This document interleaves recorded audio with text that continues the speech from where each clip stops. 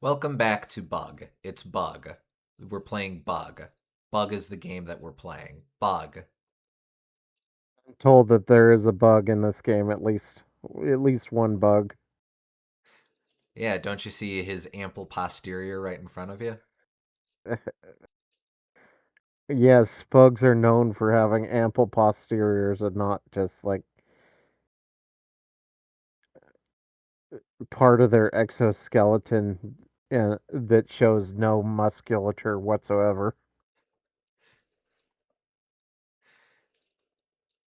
Yeah, for what it's worth, I think one of the press kits for either Bug or Bug 2 gave Bug's species as species indeterminus. So there you go. We don't know what he is, but apparently that species has ass. He's like a cricket or something. I could see that.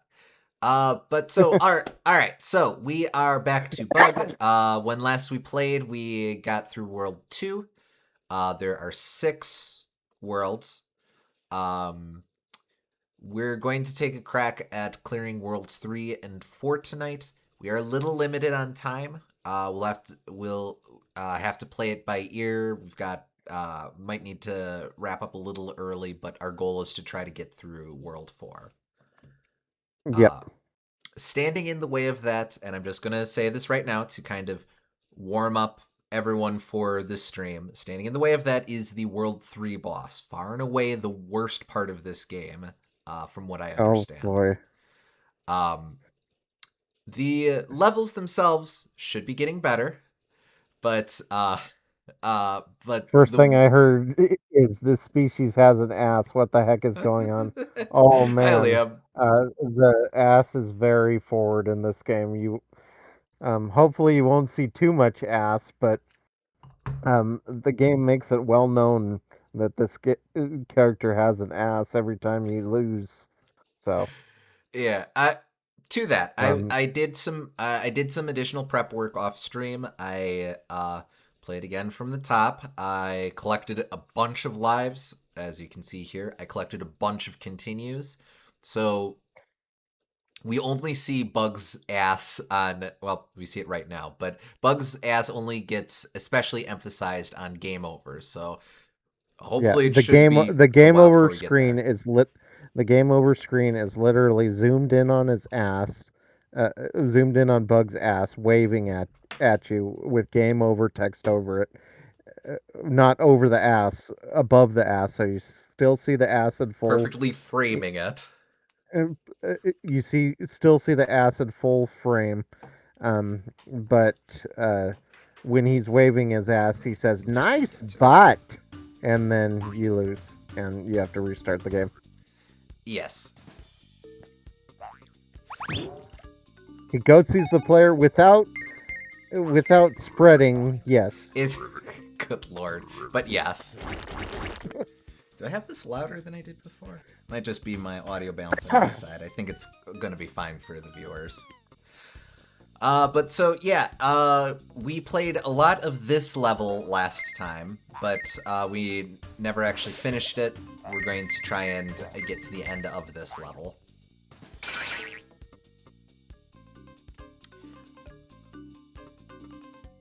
As a reminder, each world consists of 4 levels, 3 standard gameplay sequences, and a boss. The particularly BS part is the boss. The 3 levels before that should be okay.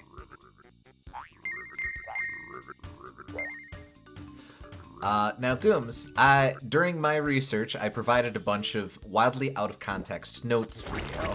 Oh yes. Uh, Controls are unique. Yes, this is a 3D platformer technically before Mario 64, which unfortunately keeps it relevant in the cultural zeitgeist,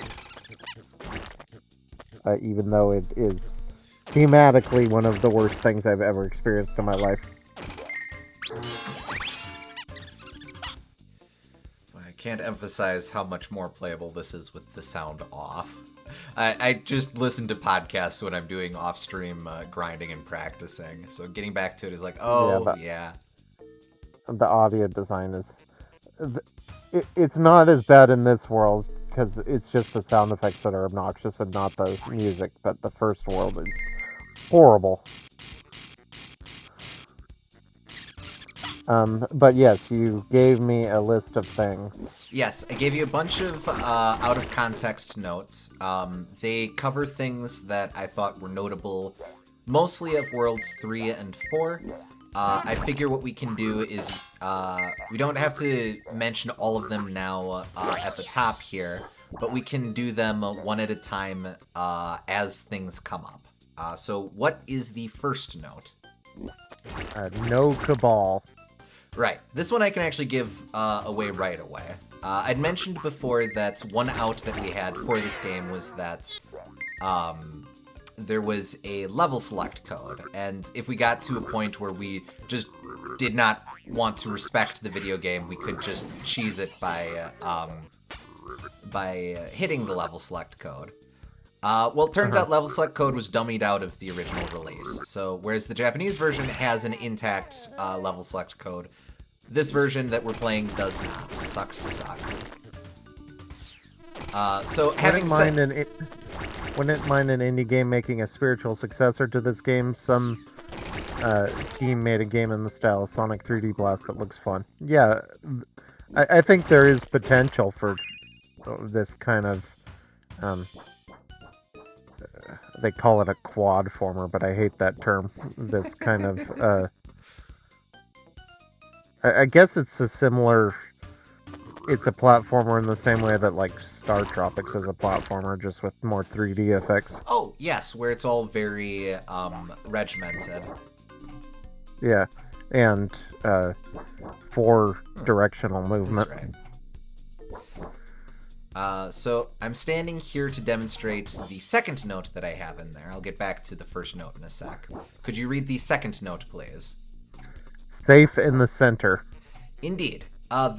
There are a lot of enemy patterns in this game that are very spooky, but it turns out there's a safe zone if you stand in the middle. This is the first place I noted that, but there are a bunch of other instances of this throughout that I will emphasize as I remember them or as we run into them. That being said, I do need to move. Basically, to round out what I was saying though about the first note, no Cabal. All of the levels or all of the cheats for this game are idiosyncratic, and they spell things.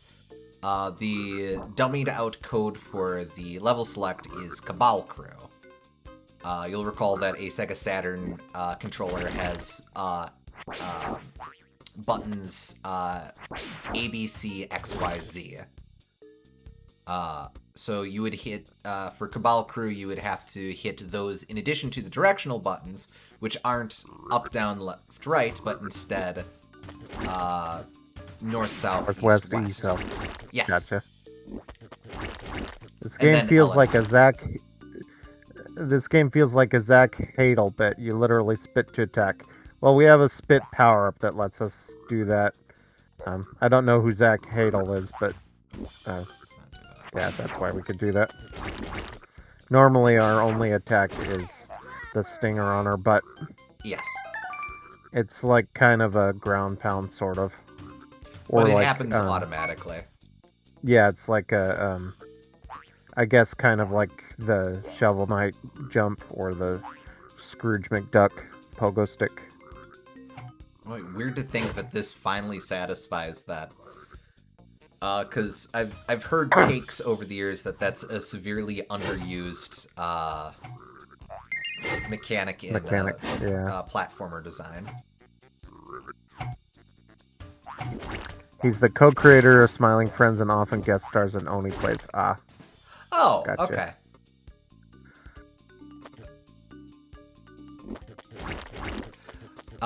Just for reference, what do I have for my third note on there? Almost always be... Oh, yeah, almost always be brave. Okay, yeah. From watching... ready to see a lot of that. From watching gameplay footage of other people's runs on this, it seems to me that a lot of sequences really benefit from the player just going for the gusto on specific platforming challenges. To an extent, it's probably obvious and fairly logical, but in this game in particular, there are a lot of instances where you see some of what the game asks, you kind of go, how am I supposed to do that? The answer is, be brave. Makes sense. Which is kind of in some respects, that's bad design because it's asking you to not have a chance to understand what's going on and just go for it. Hey, Boom Gardner. Connor, you've been telling me about this for a bit now, but I just have to say I get it now. Oh, yes. Oh, yes. Just give it a minute. We're about to run into an enemy that really sucks.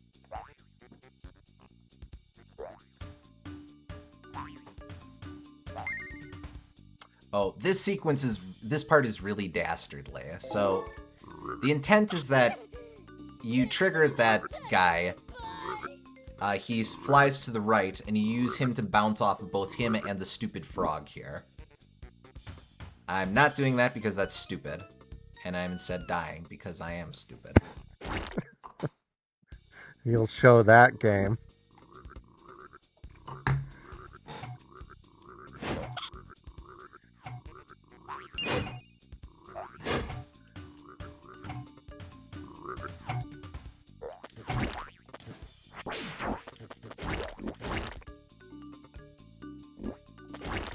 That's something I'd expect from a sadistic Mario Maker level.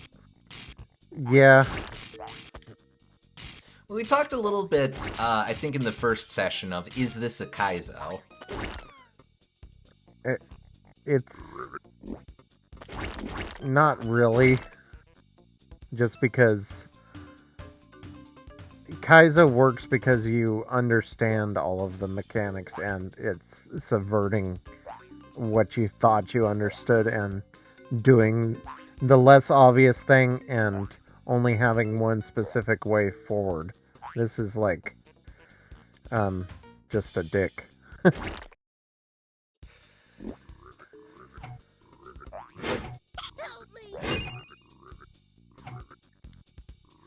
See, it took damage there because I wasn't brave. You gotta be brave. And there's a lot more waiting in this game than in a Kaizo game because you have a lot more chance to contemplate what's going on, and I guess it is true that you do better when you're brave, but like you're stopping and shooting a lot more. It's kind of the same reason I wouldn't call like Castlevania a Kaizo game, even though it's hard and involves a lot of contemplation. Mm-hmm. Yeah, that's fair. Would you say Sunsoft games are rage games like Meat Boy or I Want to Be the Guy? I'm not sure why that's Sunsoft, but okay, this asshole. I would not. I'm going to die, Rage so I don't game have to is deal with kind it. of its own genre too. It's not really a Kaizo game. That's more like Getting Over It with Bennett Foddy, where you have to you lose a lot of progress by failing one particular jump, but it's possible to beat the game very quickly.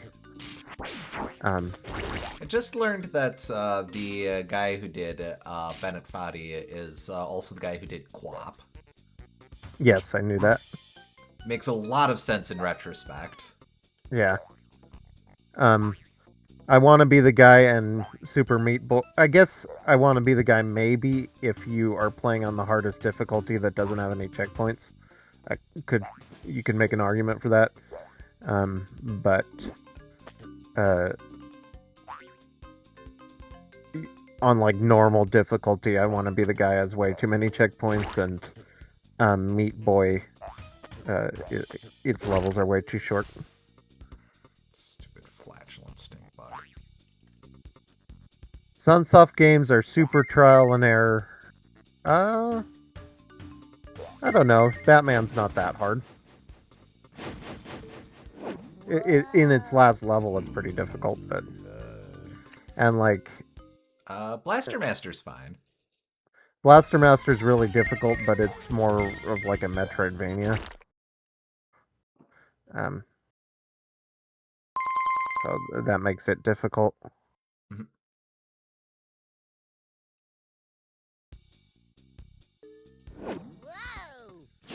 I haven't played enough of Sunsoft's catalog, so it's. I'm trying to think of what else they've done.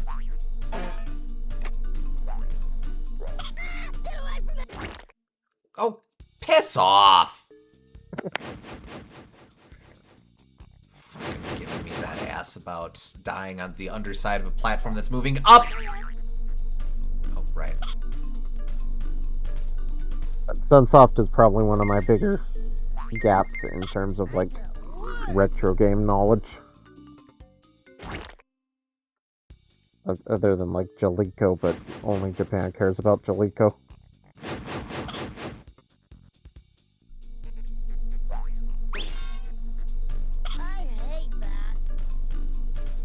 I hate that.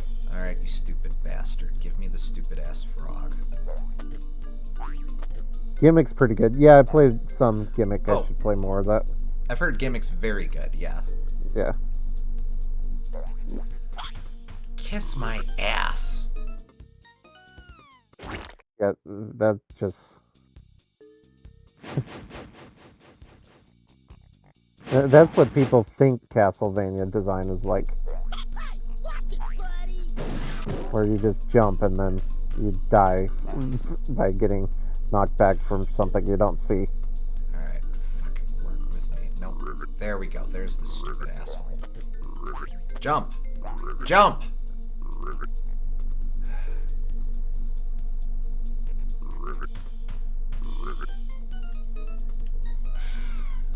You're gonna have to trigger him and then jump immediately, I guess. I don't know. I don't know what the deal is there. I got past him before. Obviously I'm doing something wrong. But Sunsoft is one of my favorite retro game contributors. Oh yeah, I know they're really strong, and I probably would like a lot of them. I'm just haven't had as much exposure, but like they're definitely top 5 NES, maybe top 3 companies. Who else do you put up there? Nintendo, Konami? Nintendo, Konami, Capcom,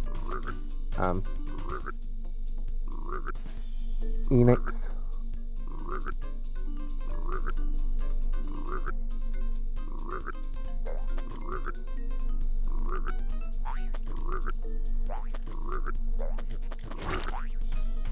How? I don't know. Okay, well, it's dead, so... whatever. Okay. Don't even know if that's intended, but whatever. It worked. Stink bug can go to hell. Alright. This is a section where we have to be brave.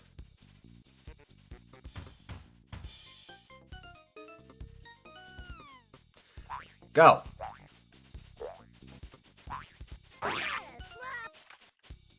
Little too brave.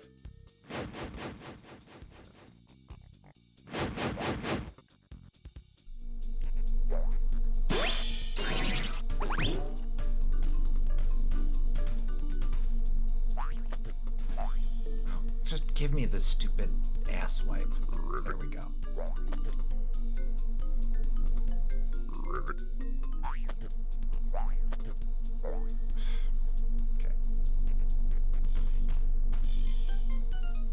Okay, see your guys' anger now. Bug's super annoying, yes.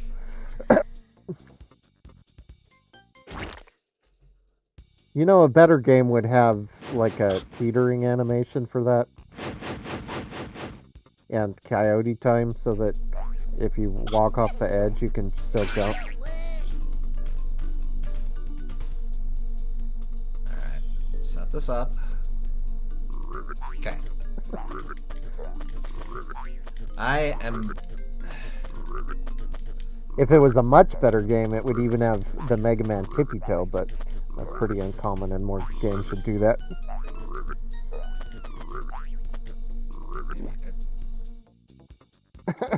Speaking of...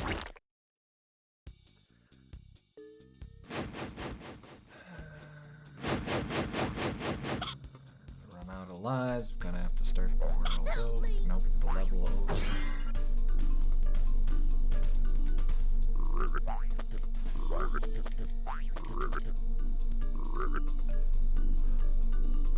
Just give it to me, give it to me. Freaking hate these quantum frogs.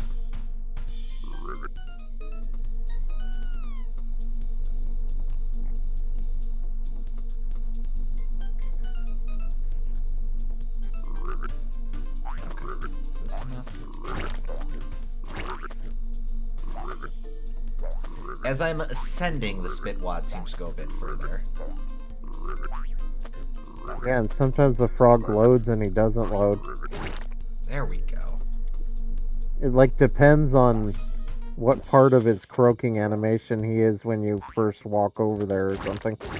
It's based on the position of the camera. If notice that the camera doesn't all stay centered on Bug. Yeah. It takes a minute for it to catch up. So the issue is that I kept approaching the corner, kind of going cautiously. But I think it needs to be like forward in front of Bug right when he's doing his croaking animation. Otherwise, he doesn't load onto the thing before it scrolls back. All right, or something. Halfway.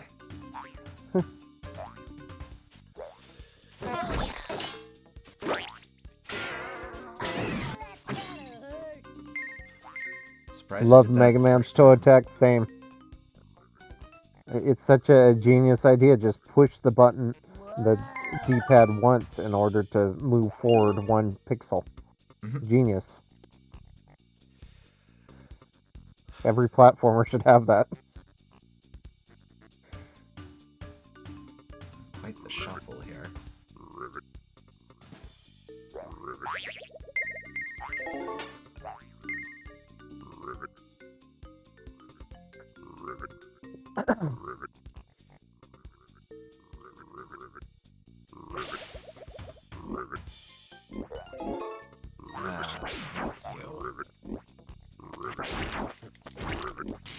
Tell me when you want me to read the 4th one. Go ahead and read the 4th one now, actually. Lower back right, upper front right, upper back right. Okay. That one we haven't hit yet, but it's coming up pretty quick here. Hope I can get 4 more of these guys. Oh, hot hell.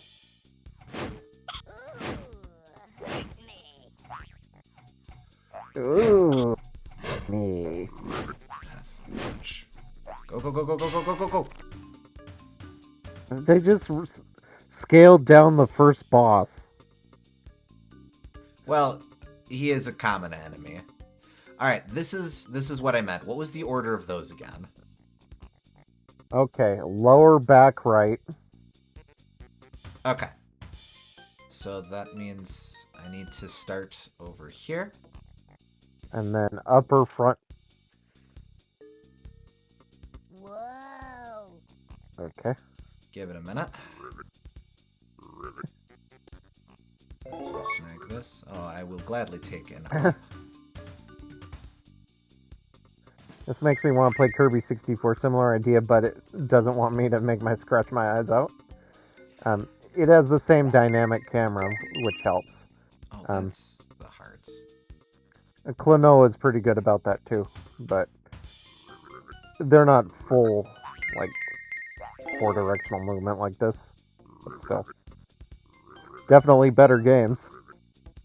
That's for damn sure. Alright, wait for it. Okay, I think this path is easier than the stupid one up there. Yeah. Oh, right. This is actually kind of fun.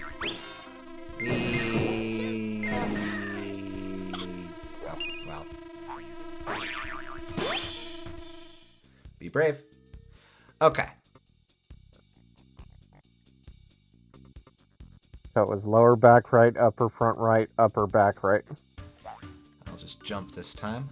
So counterintuitively, I go to the upper back left of this area, which has this huge walk-around space. I follow this all the way around. Grab these guys. And that gets me a clapboard. You can also see that the bug stop is on the upper back right. So that'll be our final stop. But we'll want to tag that platform with Daddy-O first. Gotcha. And clipboards are continues. Yes. For new viewers. We want to collect as many of those as humanly possible. Yeah. Bugly possible.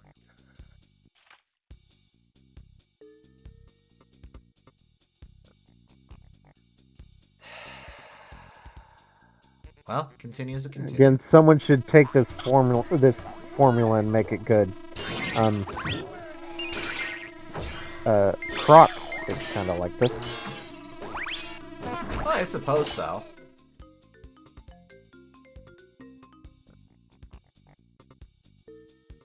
Alright.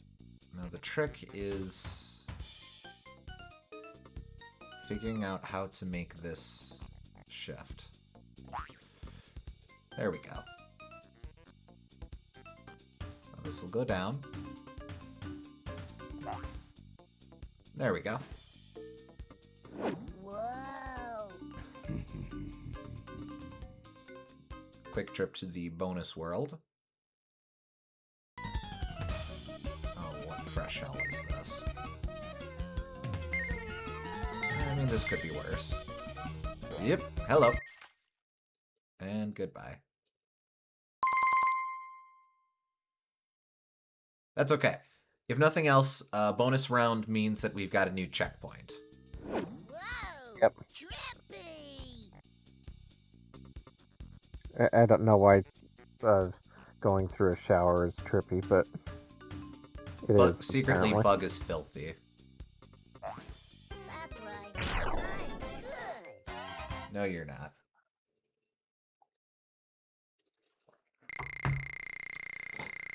Okay. Kind of rude of them to put the checkpoint right near the end, though.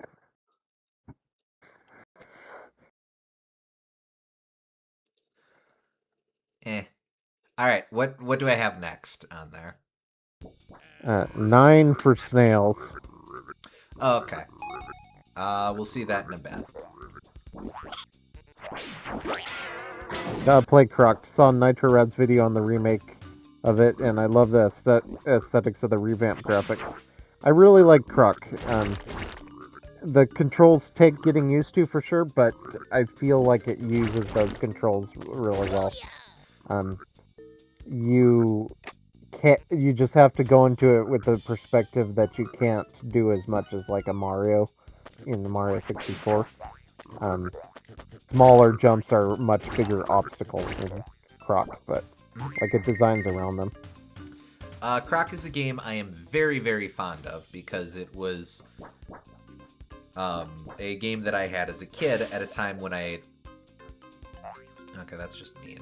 At a time when I didn't have a whole lot of non-licensed games. So I'm not going to say it wasn't my first 3D platformer, but it was my first like non-Disney 3D platformer for what that's worth. I hate that. Really good music in it too. Yes. Much better than this game. Well, yes.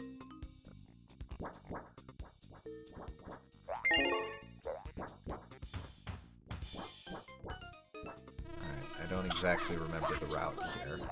That's gotta hurt.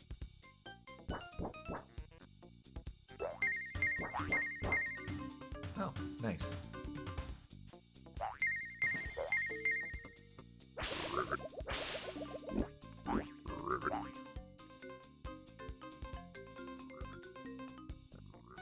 I like... Oh. I don't know what... There's probably another way to get to that one.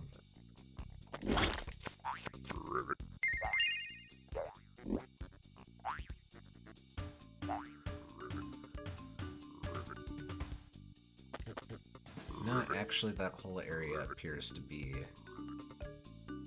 I probably do have to be brave there.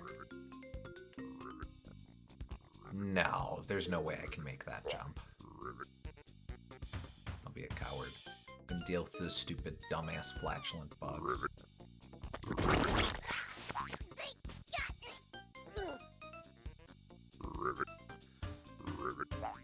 Okay, nice. I do like real cash prizes.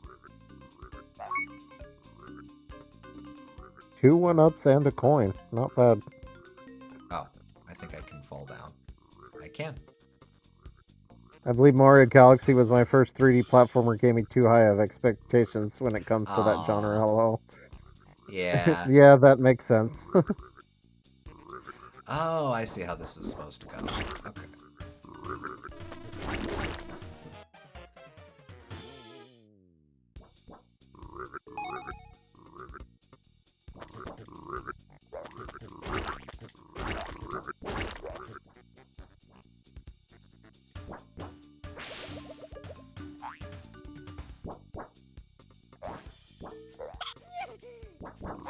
3D platformers are hard to make, especially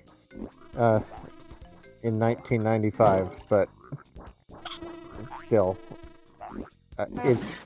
it's a genre I love and it's comfort food to me, but I have to admit, has a lot of shortcomings in it and caveats I have to tell people before I recommend them to most games in the genre.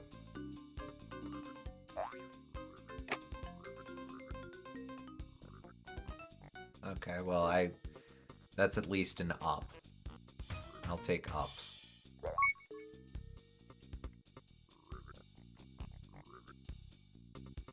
But yeah, 3D platformers are very much a comfort genre for me. Mostly just I know I'm gonna have a decent time with it. That's all I need. Uh-huh. This being an exception, but you know.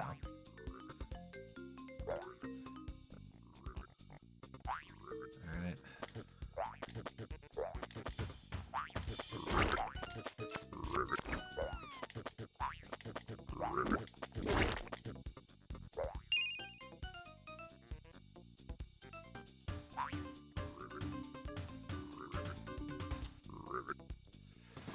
I should grab that heart. But yeah, fundamentally, this game is like barely a 3D platformer. Outside of the graphical gimmicks, I would say it has more in common with like Star Tropics, like I said.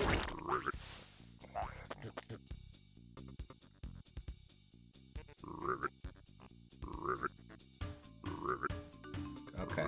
Yeah, no, that's fun. Yeah, haha. Thank you. Ugh, I was gonna stiff me out of this heart for no reason.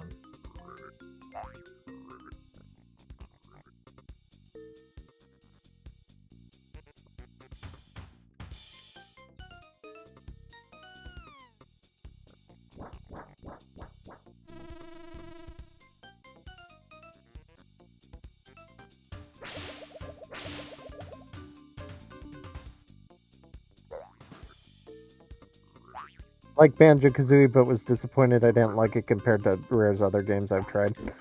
I love Banjo-Kazooie, but that's fair enough.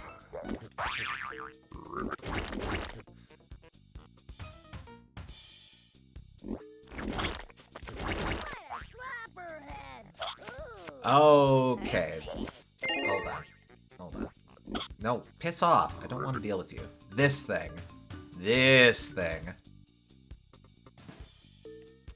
So, we walk past it, we walk back, and it slingshots us over. Pretty cool, huh? I suppose. For now it is pretty cool. Banjo-Kazooie I just mostly like because it does things that are very rare for 3D platformers or any game to really do, like how it tests your ability to explore and makes that in itself challenging. Usually exploration is considered a freebie action, and to me that kind of makes exploration games sort of a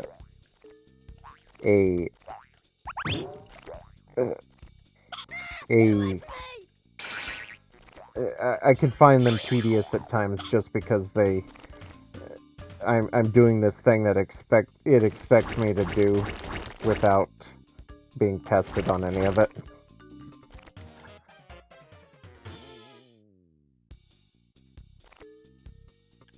But Banjo-Kazooie finds a way to, like, with the note system and with levels, later levels that get difficult and have consequences, it makes me appreciate and have to map out the levels more than in other games. Is there something back here? Oh, just some gems. Yeah, that's fair. We were kind of just talking about the note system on the server. Yeah. With the recent episode on Click Clock Wood. Uh-huh. Real quick, Snail's got a bit of an upgrade. So the game starts spawning a bunch of them, and they start having machine guns. Bug can tank? In the same way Spyro can tank, yes. Speaking of tanks, though, it takes 9 shots now to defeat the snails. Which bears mention because the boss snail, its toughest phase, it took 8 hits. So, game's upping the ante a bit. Like in the video you guys made, Banjo isn't very good at being a jump good game, and those 3D platformers I prefer. That's fair.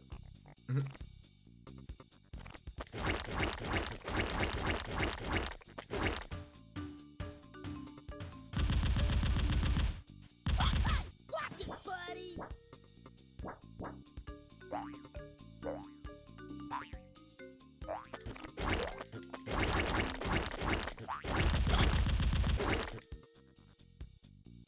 Yeah, it's more about understanding the map and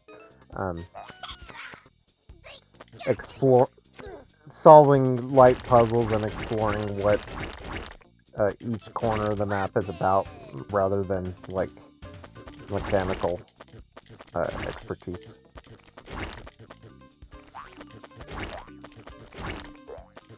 I've always found two, well, I guess all 3 mainline Banjo-Kazooie games are very putsy games. That's not a put down. They just are games that you just futz with a bit as you're exploring the world and stuff. Yeah.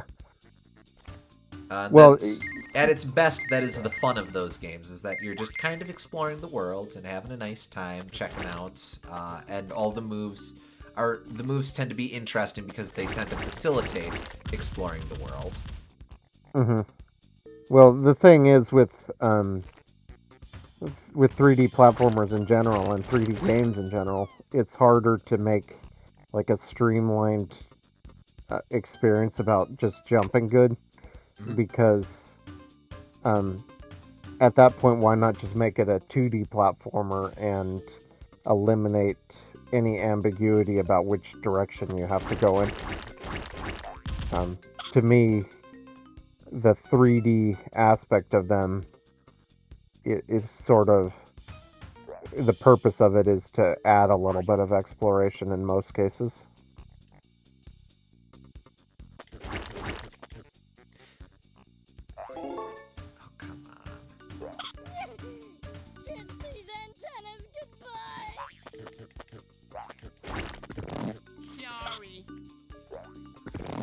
sir. Fucking hate those guys.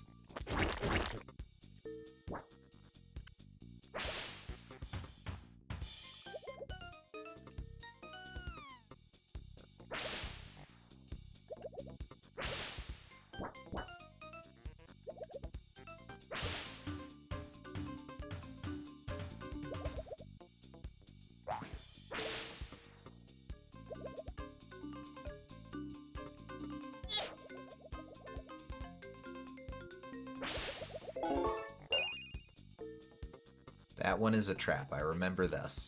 I'm not grabbing that. And I didn't. But that also... Pull out further, camera! Oh, fuck off.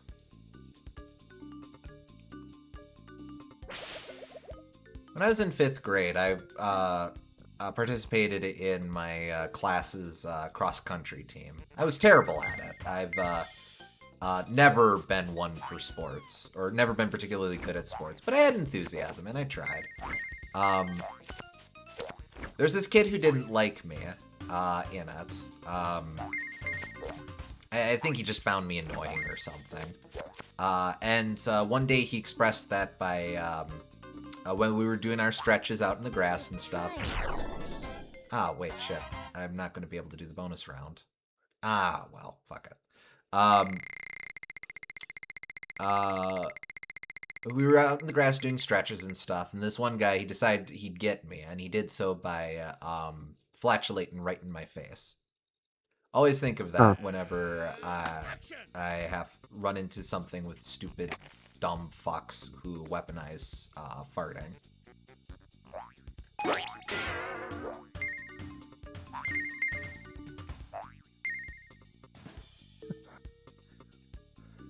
Act like I've never heard you swear this much. Yeah, it's a rare treat. Surprise! It's weird because I swear a lot to me, but the way it always seems to catch everyone else off guard, and I'm like, this is how I talk, but I tend to have fewer filters in my head. We just run into something like this is just me getting to a point where it's like, and those filters come down. Well, I think it's because you almost never cuss anyone else out because you're a good person. That might be it, yes. Thank you, also.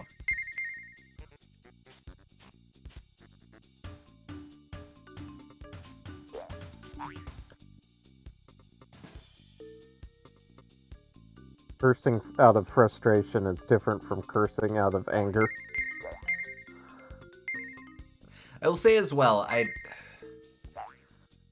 do swear at video games. Part of why I let myself do so is because video games, being video games, cannot take offense at me swearing at them.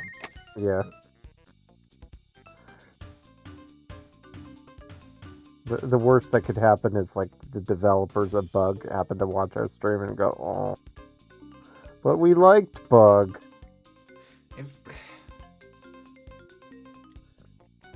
I think that's a different type of spit. I don't know what that does, but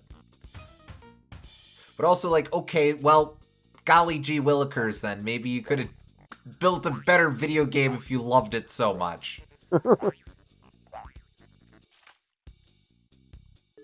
Yeah, I don't pity them too much. They were trying to make a product to sell to people. Well, like, talked about it a little bit before, but Realtime Associates was mostly a contractor studio that did a lot of licensed games. And they had a lot of fairly successful licensed games, like come on, man. What did they do? They did a bunch of Marvel games in the 90s. They did like a Ren and Stimpy game for Game Gear. They did that really bad Elmo game on N64. Elmo Um, Games. Oh yes, the Elmo's Letter Adventure and Elmo's Number Adventure. the Which Elmo are very similar. duology. Yes. Your story reminds me of that 4chan green text of the kid who shouted "Wario wins" while farting in a girl's face. Yikes. Oh, great. Does this game have any redeeming qualities, or does the whole thing feel like having your nethers twisted by cats with large hands? That is an interesting analogy. The bosses so far are pretty good. Apparently, the next one is awful. The it's innovative in that it's a trying to be a 3D platformer in a space where that barely existed. So that counts for something. I like the color palette in this world in particular. The last two were kind of boring, but this one's pretty good. I like the teals and purples contrast well. That's about it, though. This was a very important game. As mentioned, this was early exploration of 3D space. A game like this probably needed to exist as game developers explored what this genre could be. From a historical perspective, I'm willing to respect it. Doesn't make it any less annoying to play, but like legitimately, Bug had a really big push in '95. God, I hate Elmo. Thanks for reminding me of that putrid bloodstain's existence. Harsh. Dear. And a stance I have heard before, though, yeah.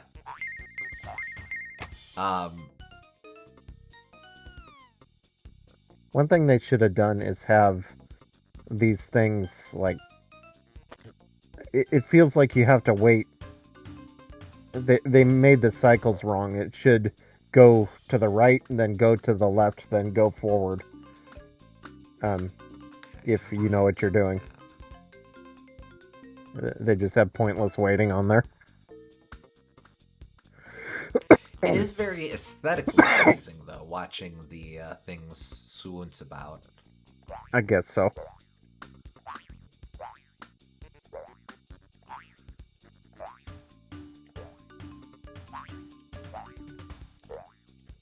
The music, although I find it very annoying, was described to be like Pink Panther on crack, which admittedly is like they did the assignment well, so I can't blame them fully on that. Oh, why? Okay, fine. Sorry. Fuck off.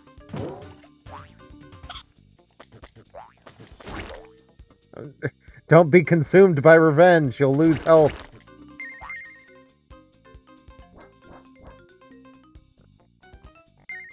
Not worth it. He said he was sorry. Yeah, but he said it sarcastically. He shoots. He scores. I don't know if you should really be proud of that after, like, you had to whiff 20 shots before you got that.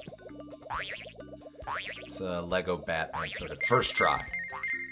Okay, here we go. Here's a checkpoint. Whoa. Good luck, man. Good luck, man!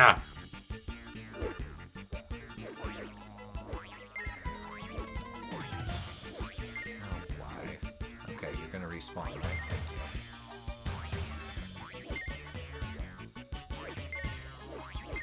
right? I suppose the idea of Daddy-O is kind of funny in that he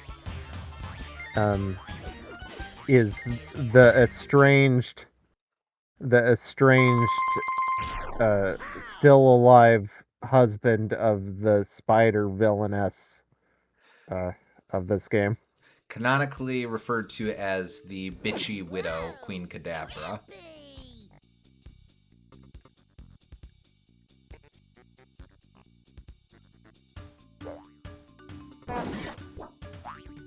Oh, back here again. Well, okay. Get away from me! Oh. Okay, well, fuck that.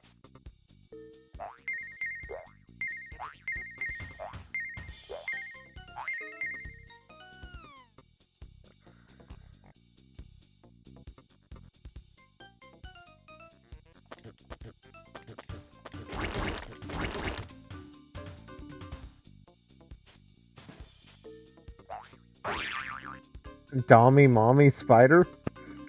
Well, it's I guess, but aren't all spiders dommy mommies in a way? They eat their husbands. Oh, right. I just remembered. This, and this is one of the notes that I gave you. This is the world to grind out. Oh yeah, I forgot that was this one. Yes, that is the next note. 3-3 for grinding. Because this level has 2 continues in it. Meaning, Okay. if ever You I'm in a missed one. position, if ever I'm in a position where I have to, where I'm desperate for continues, this is the world to play over and over again. Now, there's a bit of an interesting design choice to that, because, again, the boss sucks. So sorry. Just stay. Uh-huh. So, like, that's on purpose. That's a deliberate choice of going, okay, well, yeah, you got us. You did find a level where if you just lose all your lives in it repeatedly, you can theoretically get everywhere you need to go in this game and just get a million continues. But then you have to beat the stupid boss. Yeah.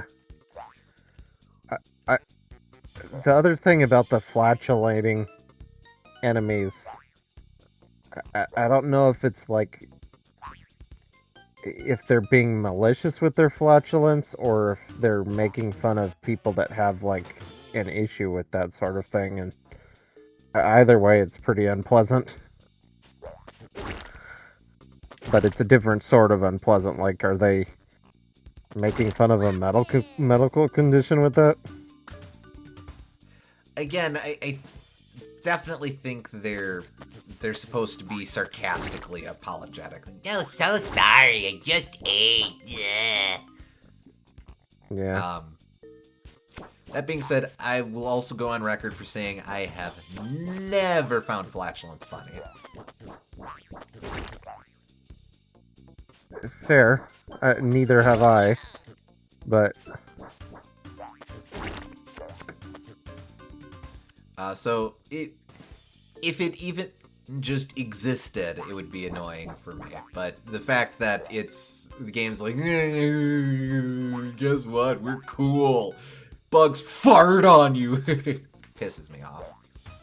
I think it's just haha funny farts. Yeah. I'm Probably. just saying that, like, some people legitimately struggle with that sort of thing, and going back to a lot of 90s stuff, it's like, sometimes I think about that as like, I don't know, is this in the smallest sort of way ableist? I hate that. Oh, they respawn.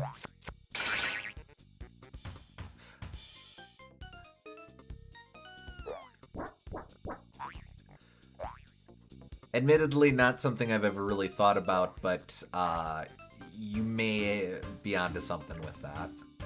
Yeah.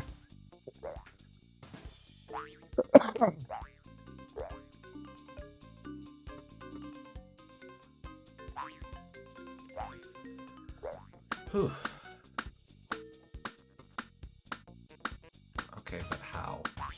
Oh, I see. Alright.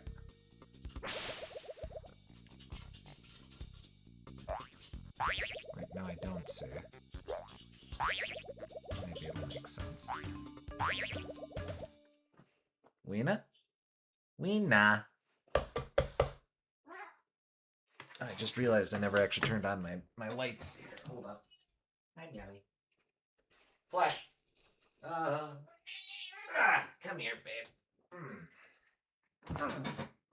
Here. Hold on. Pretty soon I will be taking a break for a bit. Oh, okay. But I will be back. All right, no worries.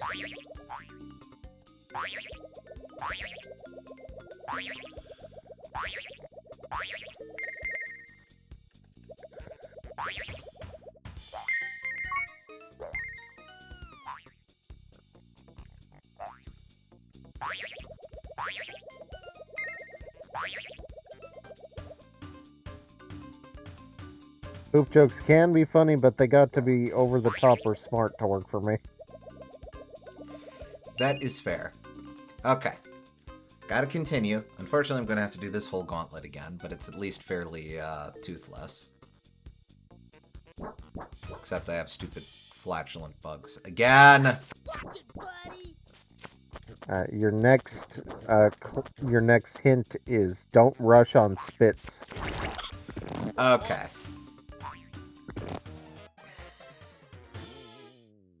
I don't know if it has to do with those buzz bombers spitting on you.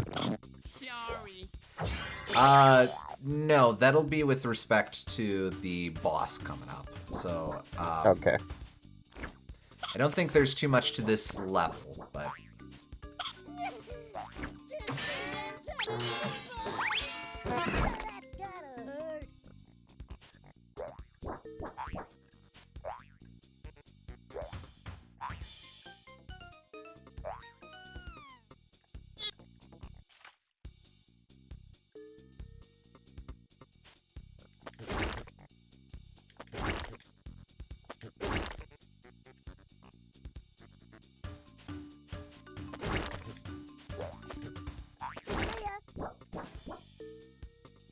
Okay.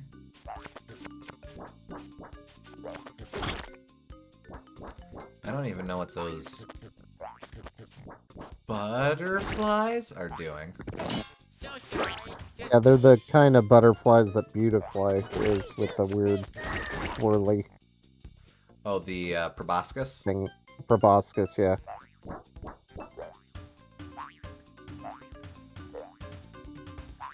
No. Damn it! God, friggin'. Impatient.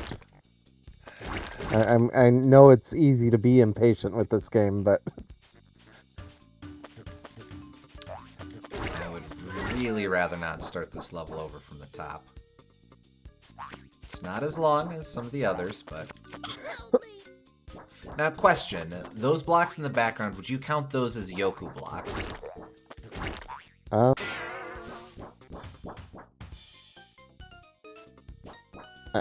I guess. For people who don't recognize that name, those are the vanishing blocks from Mega Man games. The boo, Yeah. boo.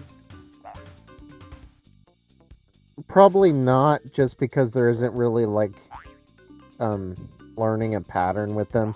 They're totally linear. Fair, fair. Like, Yoku blocks are more defined by, oh, you got tricked because you thought you had to jump over to this block, but you actually had to jump over to this block. Or you had to stay still and jump in place. That sort of thing.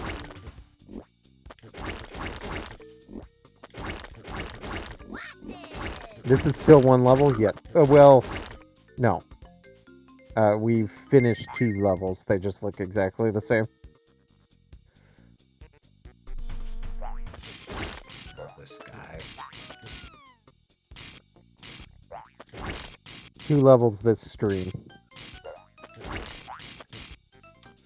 I really should have saved my coin from earlier, because it's about to be...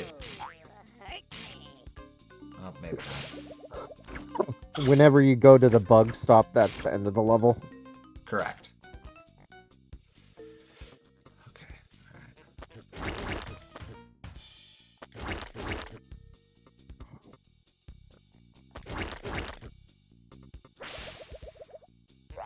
And there it is. If I can just make it back there, we're good. Yeah. Oh, it's hard to tell, yeah. They do not do a good job of delineating levels. They should have, Really could use some health, though. instead of keeping one theme for the whole world, they really should have made each level in the world distinct. Even if they reused some of those themes later on, it would still be better than just sticking in this area for so long at a time. The game wants to give me a heart or some bug juice. I would appreciate that. Nope. Shit. Oh, not you. Don't do it. Okay.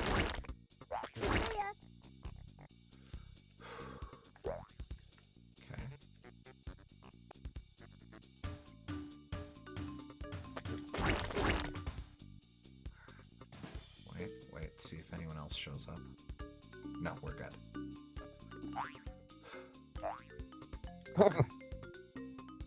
But yeah, Bug is the worst, most annoying platforming mascot character I've seen. But Bubsy and Gex aren't even comparable to this jackass.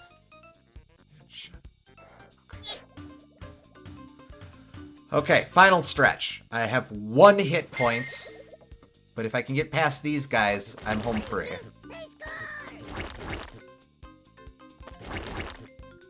I think it was just 3. If I see any more stink bugs, I have to reverse course. Okay. Okay. Okay. Boss time? Boss time.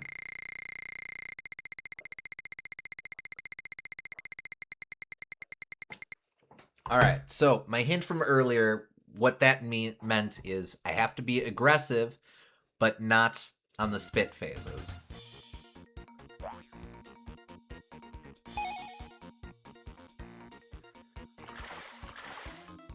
There he is.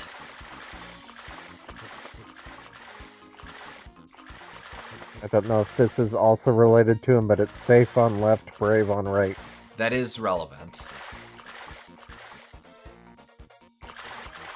Come on.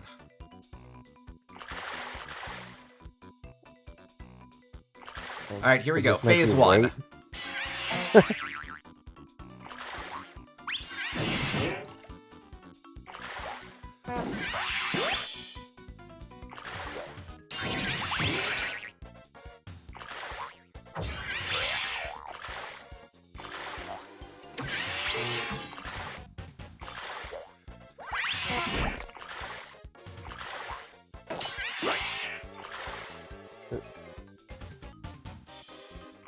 Phase 2.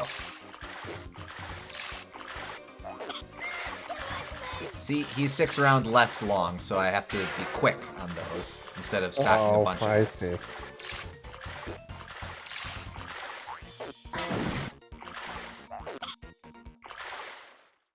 And that's the risk. We have 8 continues. Let's see how many we exit this section with.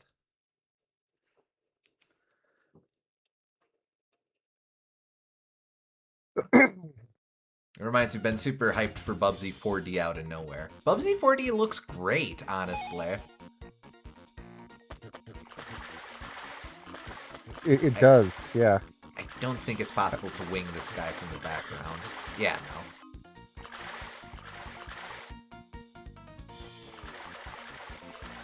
And I think, yes, we do have to sit through this phase 0 every time. Wow, that's totally unnecessary. Alright, here we go. Phase 1. This first phase is overly long too, like we get it. He pops out and you bump on his head 2 or 3 times. Great. You can actually get 4 times in. Right there. Oh, I see. But that's why am not really interested in trying for 4 phases. Or Yeah, four just go for hits. 3. Oh.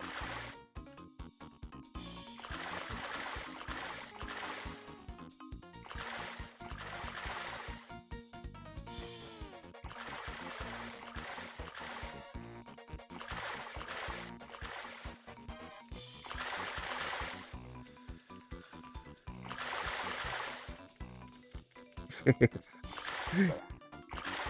What am I supposed to do, honestly?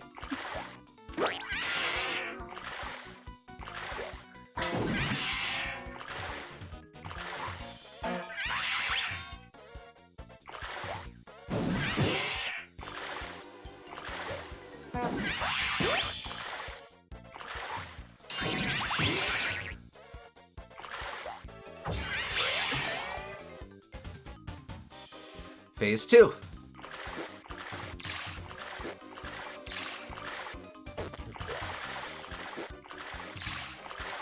And you can't shoot him? Oh, yeah, I you can. Okay.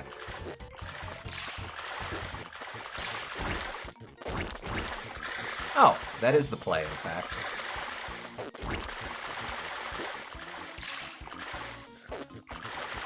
I wonder if you can shoot him in the background. He moves a bit too quickly for me to do that reliably. Yeah.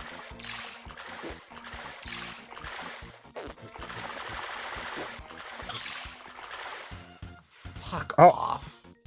Wow. I didn't think it would knock you back, too. That's just rude. Hey, folks. We're back. Apologies for that. My computer crashed. I've been dealing with issues with my computer, I guess overheating and stuff. I think I need to just clean it out. I can't really afford canned air, but I have to set aside some time to get it on the next trip, next grocery run. Unfortunately, this game does not autosave, or it only saves at the end of worlds. So there are no the saves. The internal save system will not have gotten me to that specific level again. So quite unfortunately, I'll need to restart this world in order to get back to where we were before.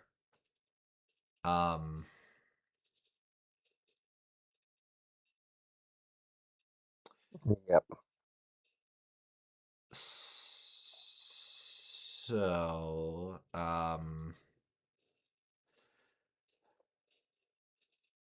back to it. Yeah, back to it, I guess. Okay.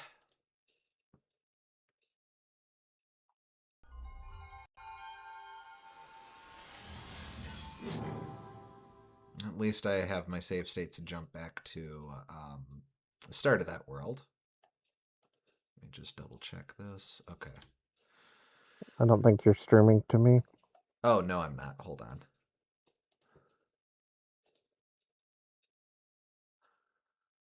Okay. Hold on.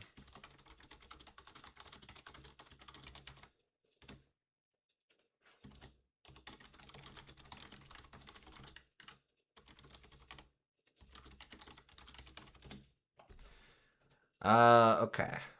I guess you have a lot of lives that you burned through, and you could maybe keep more of those, and you could get the continues this time This is true. if you missed. This is true. Or at least I can go for it. Just setting up some stuff here. Okay. All right. Should be okay. I don't. Oh wait, never mind. I do.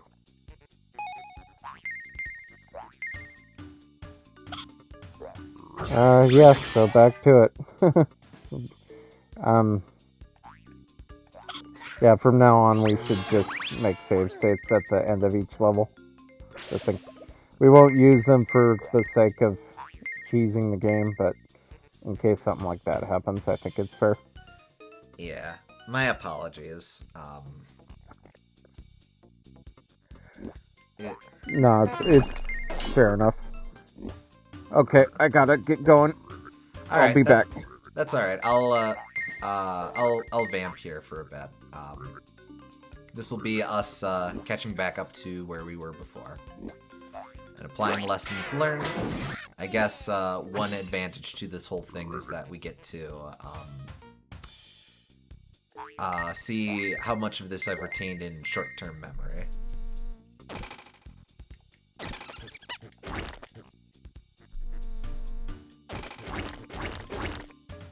Something weird going on with their faces. Like, they've got the big old pointy schnozzes, but their mouths are huge as well. It kind of makes it look like they're...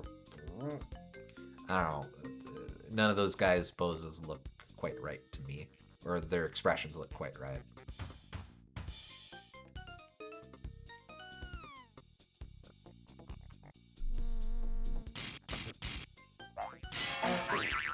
Oh. Really? Apparently not. Not really. Not at all. Kiss these antennas goodbye.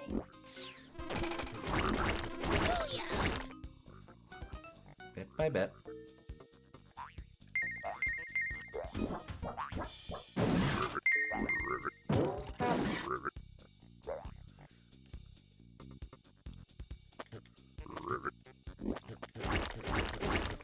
You can sort of see, though, what I was talking about before.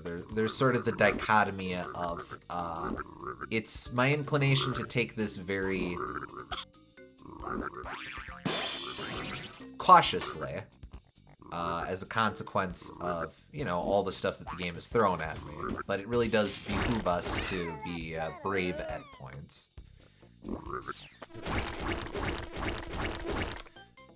A bit like when we were playing Astal and we were running into some of those sequences that really perplexed me at first, but I eventually figured out you just gotta go for it. This game is full of a lot of sequences like that as well, which takes a bit of getting used to because of how much this game really... how punishing this game can be at times.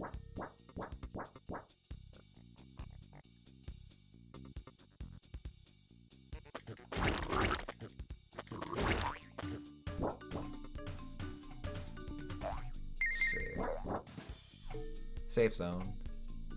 Help me.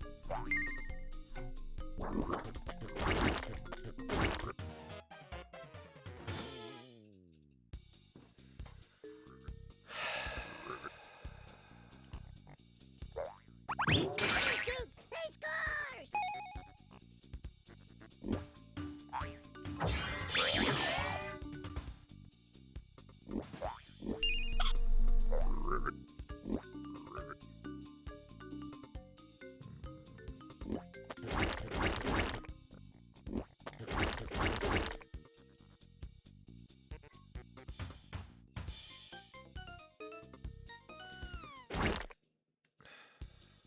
Come on, dickwad. I was going to say, we explored the upper route there before, so let's explore the lower route. But also, let's try to do so at a point when the game doesn't decide to screw us over with arbitrary collisions. Delish.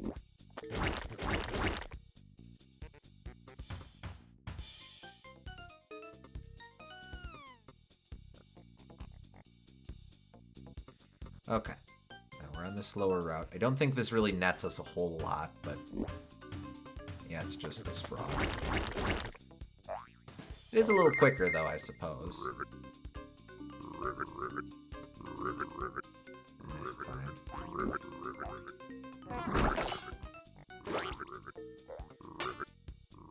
Okay.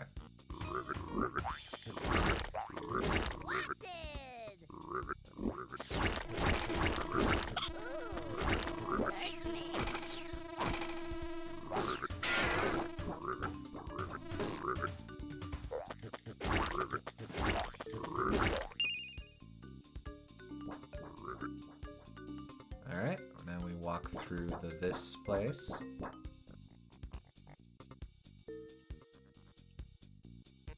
So the game... one thing I did notice in looking at stuff in preparation for the stream is that the game actually does a lot of signposting. In some cases, quite literally. So like back there was a sign saying beware of frog and stuff. And like, yeah, that's cute, but the game is trying at points to prepare the player for stuff. We'll see some stuff when we get to World 4, we'll see some stuff. There are a couple sequences where the game's trying to look out for the player and be all like, hey, this is coming, just so as you knows.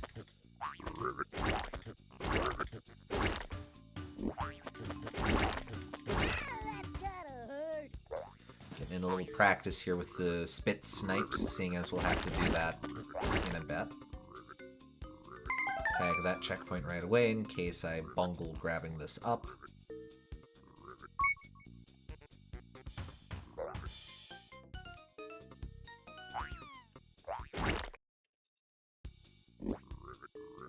I think that's just wholly unnecessary.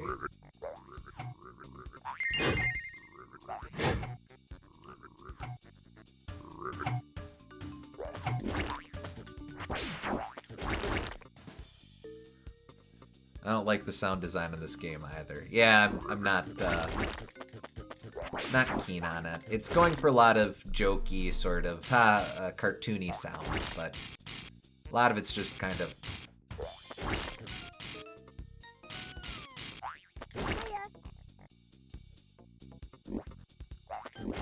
cruddy, I think.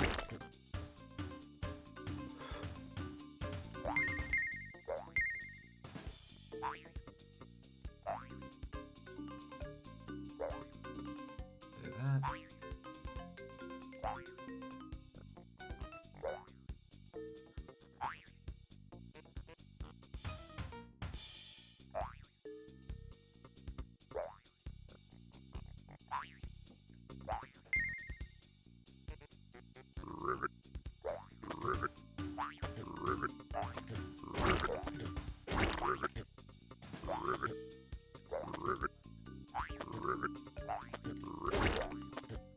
Okay.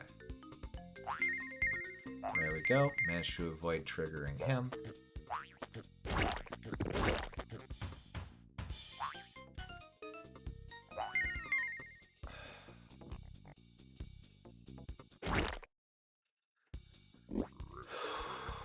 Okay, come on, come on.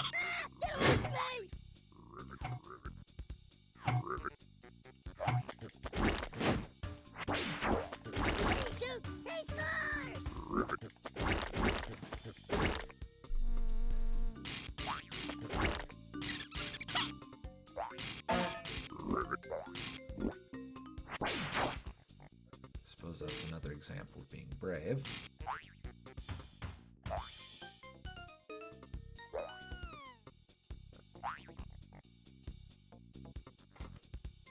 Supposedly, all of the weird camera interactions that we were kind of talking about earlier, that was something else that was fixed for the Japanese release. In a way, Japanese bug sounds like a major patch of the original release. Now, a big part of it probably comes down to the rental scene in Japan, which is to say, game rentals were illegal in Japan, whereas they were not in the States. So in America, you could get away with very dickish game design, and in fact, that was often encouraged, so that players would have to buy the physical games. Famously, that's where you got stuff like the Lion King game being really having a huge difficulty spike on the second level. That comes from that desire of discouraging rentals. In Japan, since it was illegal to, or there was no market for video game rentals,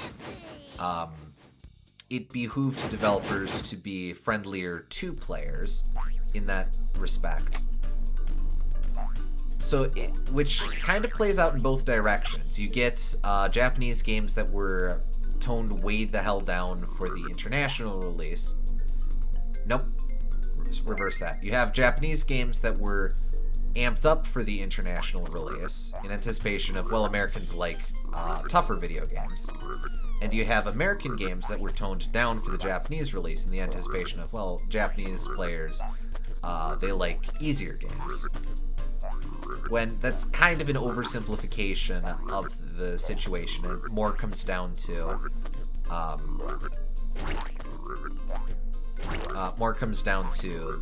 stuff like there's probably a bit of that, but also with respect to the rental market. If a Japanese player spent the money on getting a video game, odds are pretty darn good that they would rather a friendlier game for their investment.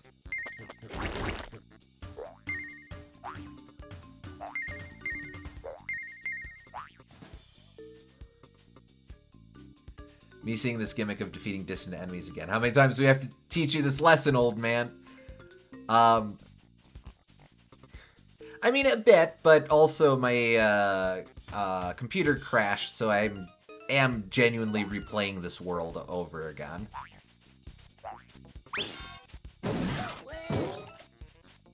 Yep, there we go. Hey, okay. Be brave. I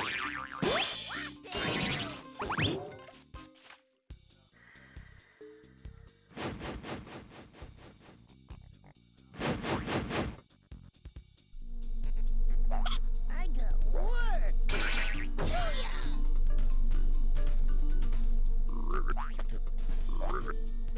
So it seems to be what's going on here is if I hit the spit button and the jump button at the same time, extra horizontal momentum is applied to the glob of spit, which I don't quite get how that's supposed to work, but we'll have to work that to our advantage. I really wish I could just walk around the perimeter here. But of course they need to do it like this so that there's actual game design and like level design and junk. Yep.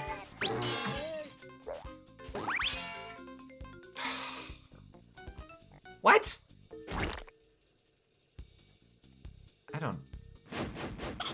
I don't know why I didn't just sing. I hate that.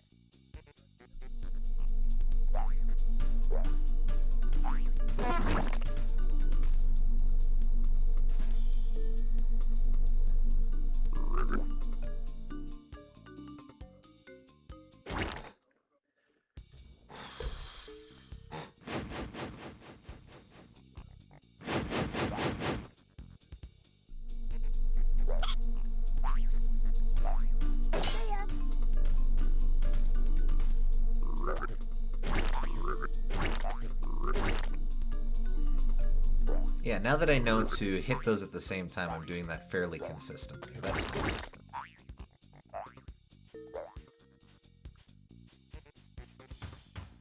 I transcended. Except I went down, so that was clearly the diametric opposite of that. I descended to a lower plane of existence.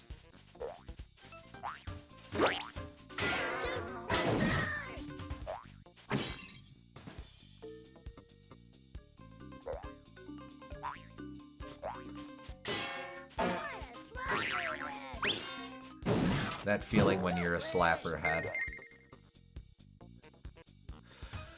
Okay, alright, good. Whoa.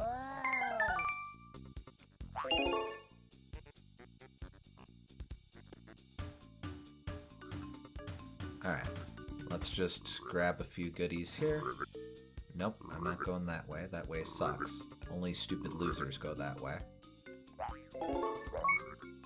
Cool cats go this way. Yeah. Stuff. That coin we will want. And I guess I'll go this way. Didn't need those hearts, but that's okay. There we are. It was a lateral movement considering this game is hell. Pretty much. Alright, good.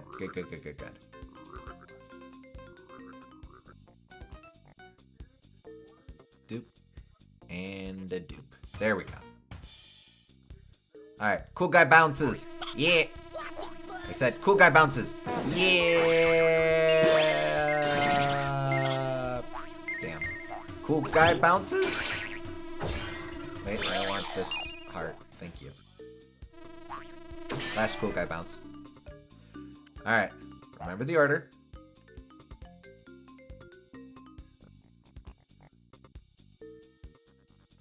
We go up here first.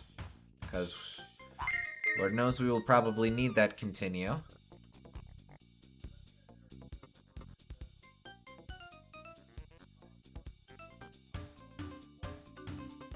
Walk around the park. No enemies here, so we can have a quiet meditative moment. Think about the course our life has taken. Think about the choices we've made. Wonder what it is we're working towards. Hold hope for the future. Kind of think and anticipate and hope that maybe someday this will all work out and everything will make sense and we'll have something to hold on to. And then get back to this shit.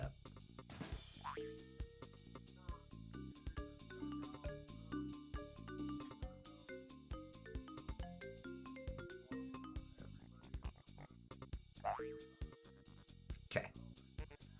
Gonna ride this. We're going to take this down here. Waiting for there to be a crash out at the end of that. Nope, nope. Whoa. Gotta have some things to hold on to here. We'll try and hold it until we get back to the boss.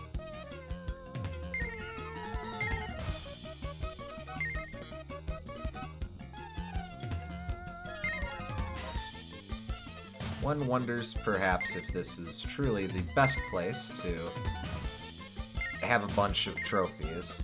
Oh, well, I should just be making a beeline for the stupid end place. Okay. Gimme.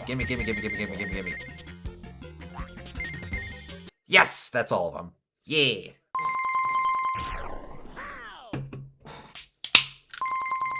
Gonna have a can of Spreckers.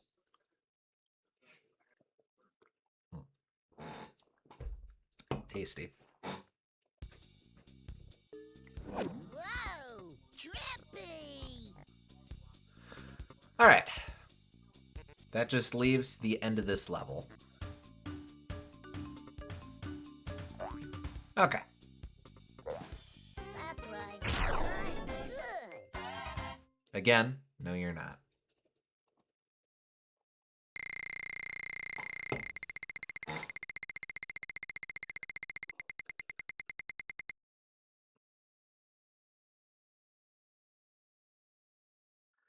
Alright, now the upshot for having to rerun through this world is we'll have another chance at getting all of the gems, or getting at least 100 gems in this level.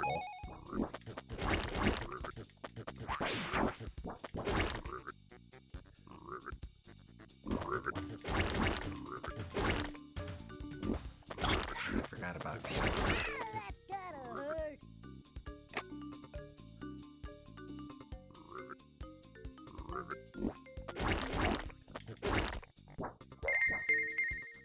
Grab those. Nice. Now back we go. Am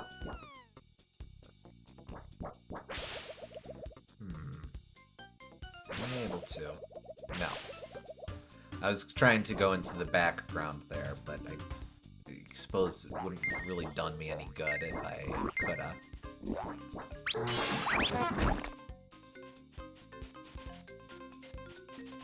Alright, let's try and time this. Timed. Nice. Come to think of it, this is a different route than we took before.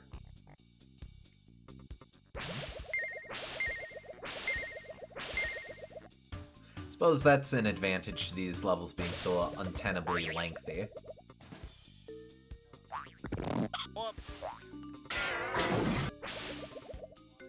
Oh, right. There is a health pickup there that taunts us. We will not fall for its siren song.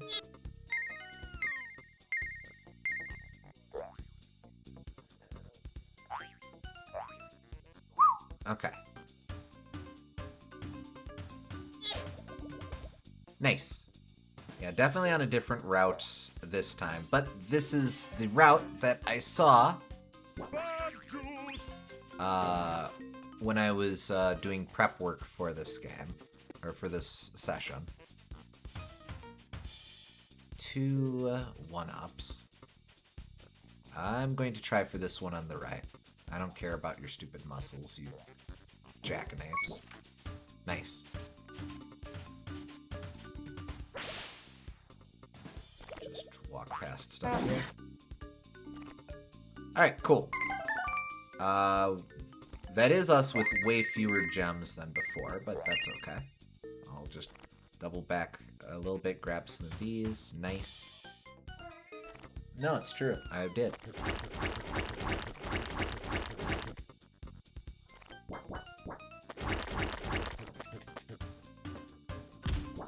We'll just ignore the murder snail.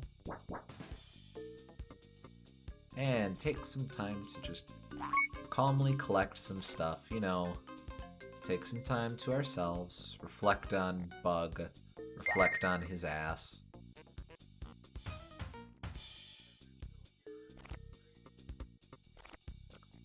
Yeah, sorry I didn't come back earlier. I had to do some game dev chores. No worries. Computer crashed, so we're having to run through this world again. But we're making headway with now that we know what we're doing here, more or less. Nice to have ya. It's just me for now. Gooms had to step away. Oh. Remember this part being a thing. Well, let's see. Nope.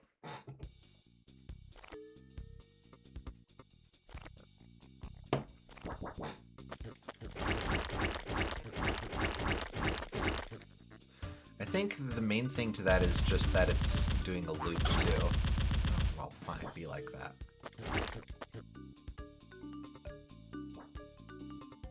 So I won't. Go away. Goodbye. No, I don't want to deal with the shot slug. What a slapperhead! My face when he's a slapper head. Get away from me!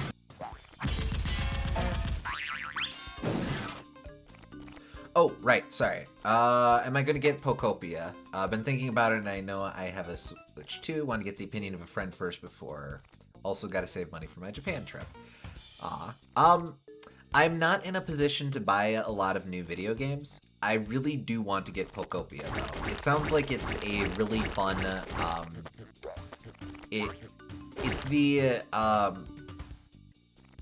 it's the, I believe the Dragon Quest Builder developers taking lessons learned from those games and applying them to, come on. Applying lessons learned to a new franchise with Pokemon. It's really exciting in the context of Pokemon because it sounds like the developers are really having a lot of fun with the characters and world building and stuff. And to me, that is super, super rewarding to see. So I would very much like to get it. It is probably not going to be anytime soon, but it is very much on my radar. Boomgardner, I think you would have a lot of fun with Pokopia, actually. Alright, let's see. Yeah, okay. Nice. Getting a lot of switches, I don't know why.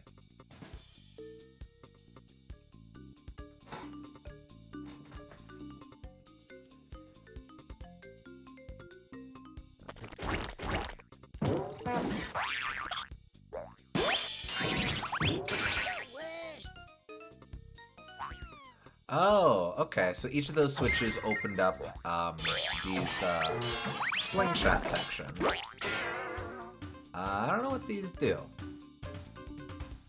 They're just far enough away that I can't be confident on what leads to what. Do I go for the middle or the right? I'm gonna go middle. Middle! Should have gone right.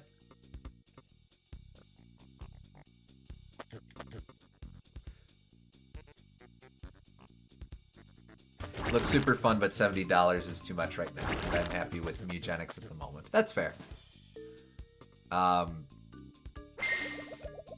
Yeah, like I said, I'm just not in a position for new games at the moment.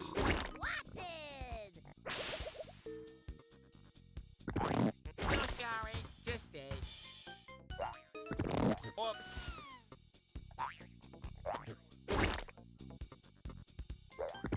Sorry. I got worked. Slingshot past all this.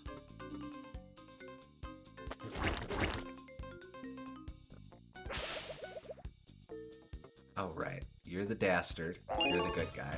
Nice. Okay, okay.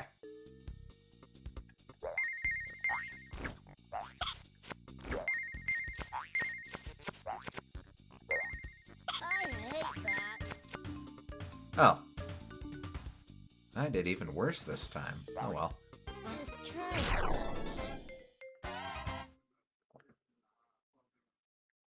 me.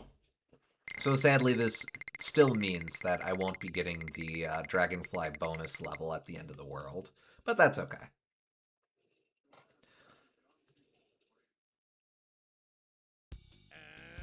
Oh. Gonna do something. So Gooms and I talked about this before we restarted. I am making a save state here. Trying not to do that too much. At least on stream. Off stream grinding, I don't care. But on stream, I want to try to beat this legit. The only reason I have save stated is because, well, my computer just crashed, and in case that happens again, I'd rather not force everyone to watch me replay this world.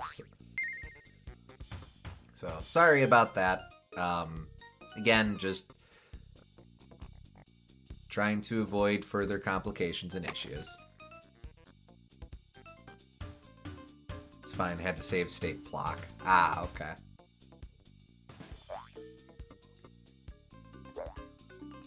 I do want to try Plock at some point. I feel like that would be a really good add to NSO if Nintendo gets the is able to sit down with. I don't know who's the rights owner on that these days. I have acrylic in my head. I don't know where that's coming from. Also, it's weird this is the first big Pokemon game where you play as a Ditto. I think it's a really fun way of handling player customization. Because, like, I know there's story stuff going on to explain a lot of that, and sure. But as an idea of we want the player character to be perfectly moldable, we'll use the Pokemon species that by definition has a variable appearance. That's super fun.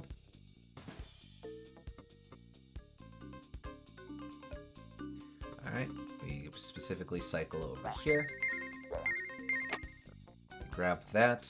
I still don't rightly know how I'm meant to get back there.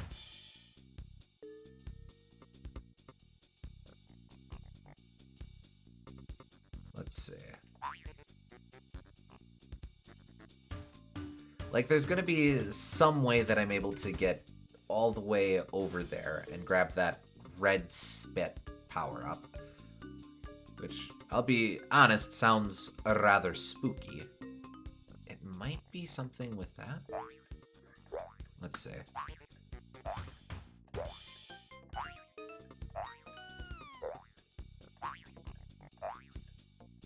I think maybe I meant to make...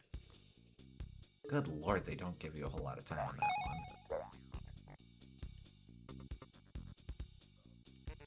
But I feel they would have made a Ditto game a lot sooner.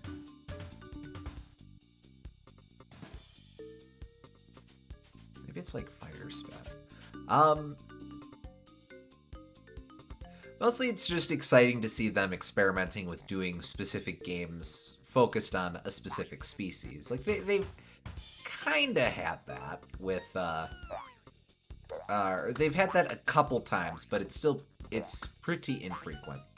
Usually, if anyone's Pikachu or a starter or something like that. Pokemon Sleep, of all things, feels like an exception for focusing on Snorlax, but then it only focused on Snorlax. Like it was after the first announcement before they started going, yeah, you know, we should probably have Snorlax be the main character of this one. Plock's a very charming game, but super frustrating at times. I've heard that it's the Plock Continue system is a bit of an interesting experiment, but very different. Very much takes some adjusting to. Need to head up? Alright, see you, Boom Gardener. Thanks for joining us.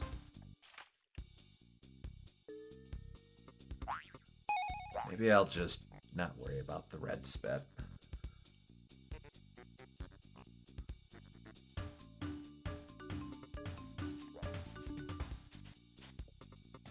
Yeah, actually, nuts to it. I got through just fine without the red spit.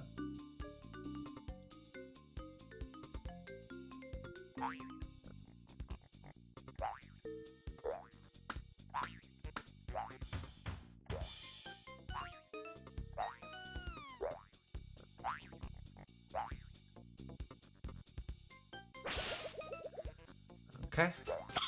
Watch it, buddy. Alright, this is the thing. Let's see. Oh, no, I whiffed it again. Darn. Well, whatever.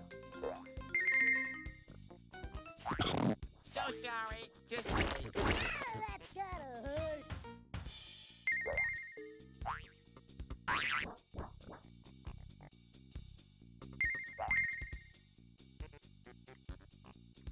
Oh, gotta get back to Plock.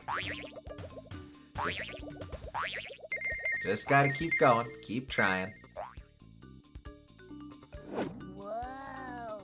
Good luck, man.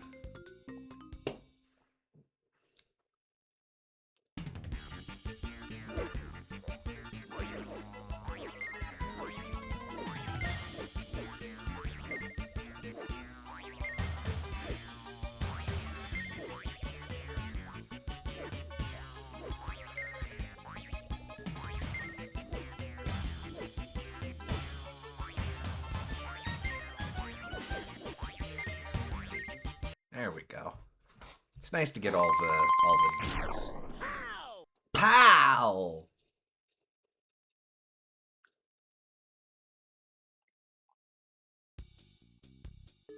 Whoa. Trippy.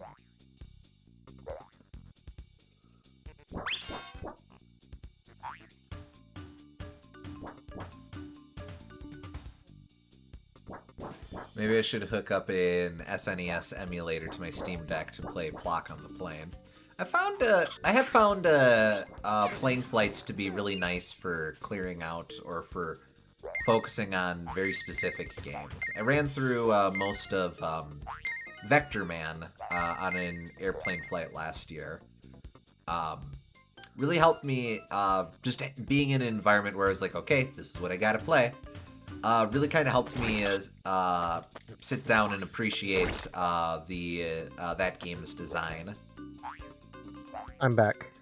Hey, Gooms, welcome back. What are you talking about? Plock. You played Block? I have not played Plock, but Liam has. So what game were you talking about that made you appreciate the design? Oh, Vector Man. We were talking about games that we playing on airplanes and stuff. And I was talking about how it's a neat environment for experimenting with specific, or by putting yourself in that kind of restricted environment of going, okay, this is what I've got to play. It's a space where it forces you to be patient and actually take the time to learn stuff, which I feel, for me at least, I don't always have the patience for when I'm at home and stuff.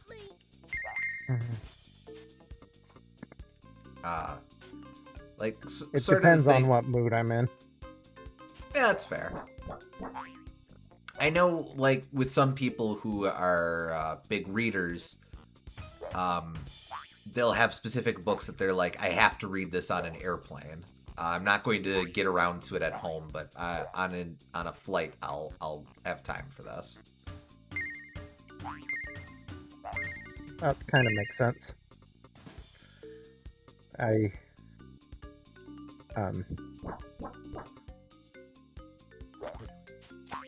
Changing up your environment can do a lot to make you more interested in trying out different things. For sure.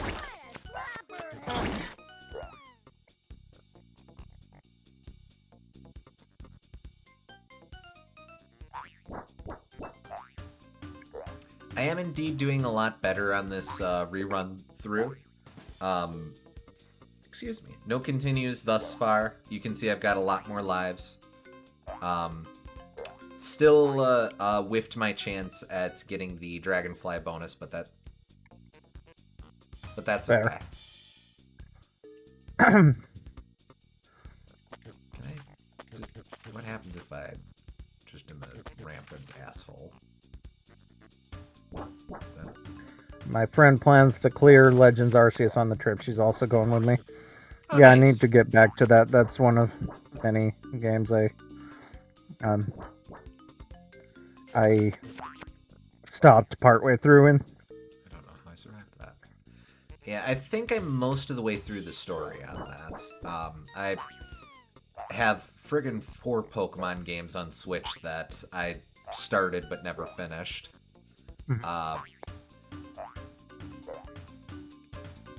Like I said, I'm not in a position of buying new games right now, but even if I was, I would not be letting myself do a new Pokemon until I frickin' start clearing stuff out. Yeah, same. I think we're both in the same boat of Gen 7 being the last that we've done. Yep. Or the last At that we least- finished, anyway. Yeah.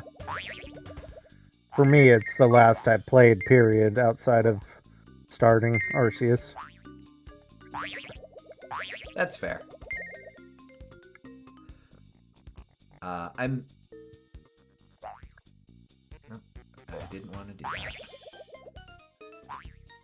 I'm in the middle of running through, what is it? Legend of Zelda Echoes of Wisdom, but once that's finished, I'm probably going to resume my Shield playthrough. Okay, nice. A thought. I think Pokemon in particular benefits from the increased battery life of the DS or the Game Boy or the 3DS compared to the Switch. Oh, interesting. It can feel like with Pokemon, if you're playing it in handheld mode, progress is a lot slower in that game compared to a lot of other games, so it can feel like you're not really getting anywhere, and that can make you fall out of it. Especially if you're trying to like catch all the Pokemon or whatever. I can feel that, yeah. Whereas if it was a very portable game and had like high battery life and you could fit it in your pocket or whatever, it'd be very easy to just like, oh, I can catch a few Pokemon and then eventually make your way through the whole game that way. I guess I'd wonder if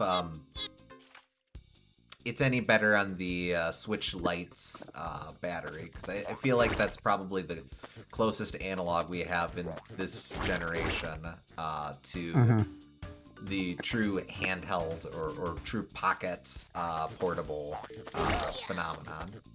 Right. It's like I appreciate the Switch's nature as a hybrid console, but I don't have pockets big enough to hold that. Yeah, it's different. Like you can, it is portable in an extent, but it's definitely less convenient than just slipping it in your pocket. Mm-hmm.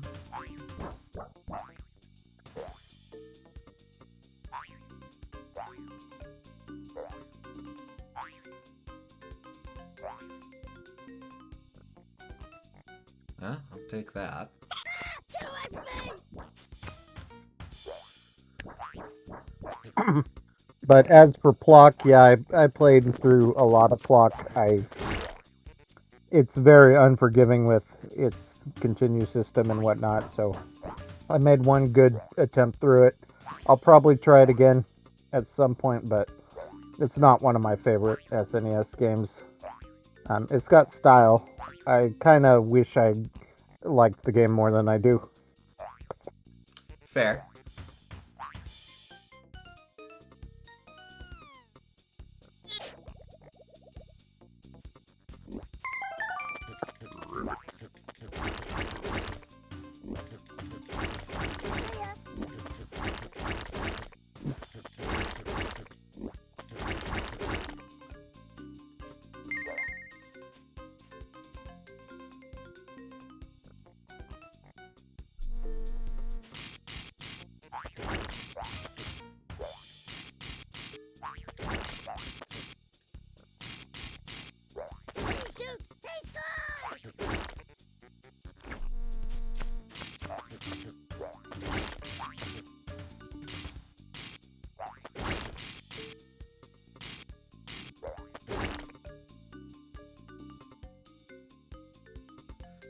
How I am supposed to get over there. Oh well. Wait a sec. It's down there, so if I... Haha! Yeah! Okay. You got it. That's using your noodle. Whoa! Hey, my man. You had to go up to go down. That's not nothing. Oh, this one. Yep.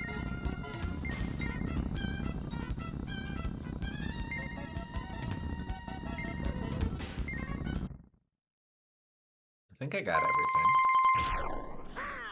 Yeah, I musta. Pow! I guess that one's easier, but you only have the shot at getting one up. So fair Yeah. enough. Whoa! Trippy! Yeah, piss off, stupid heads. Yeah, spooky, dumb frogs. I don't know why I'm being so, antagonistic to a bunch of frogs. They deserve it. Yeah. Fun fact, I'm paying McBlank to play Peggle. Okay. It's true. Context? I'm helping Liam out with some design work for stuff, and I'm going to be running through Peggle to for reference material. Okay. Study it and such. I've never played it, so I'm eager to see what it's about. Are you getting footage or something? No, just because I've never played it, but we're looking at it for reference for a game we're working on. Oh, okay. No sorry, just wait.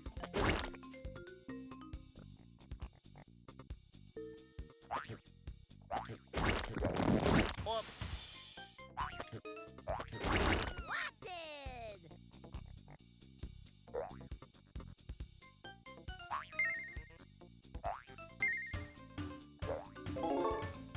Can I ask at all what the game's about?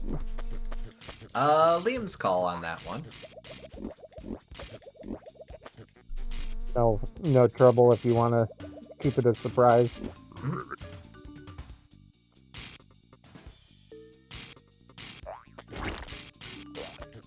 Pinball-inspired game.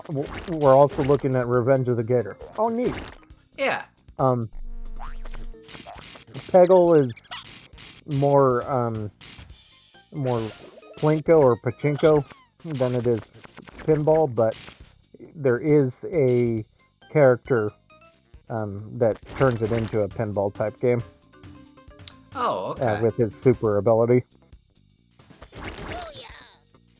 He is a crab, and he uses his claws to act as flippers, so you can bounce the ball up. Oh, okay. Legit, all I know about Peggle is that there's a unicorn and colorful dots. Yep, that's most of what there is to know. Ah, okay. But there's also a crab. Yeah. They have what's called Peggle Masters. The unicorn is one of them. They all have a super ability that happens when you get a certain colored Peggle dot. You clear the level by getting all of the orange dots. You get the best score by getting all of the blue dots, then getting all the orange dots. But that's like high level stuff. Gotcha. And you just aim the cursor to pachinko as many pegs as possible. And that's the whole game. Gotcha, okay.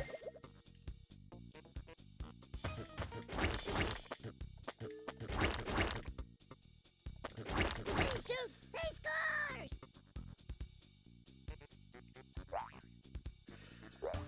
Alright, we are in a much better position for this dumbass boss. The difficulty largely comes in how the pegs are arranged, and I guess they also have like these they're like rectangular things, and your ball can kind of slide across them. So those are a little different than just bouncing off of the regular pegs. Gotcha, okay. And then they have like teleporters and moving pegs and all sorts of gimmicks like that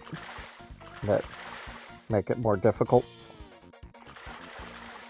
Oh yeah, you should save state the boss. I did. Okay. Before this stupid animation, so we will have to watch it every time. Yep. We have to get the authentic experience.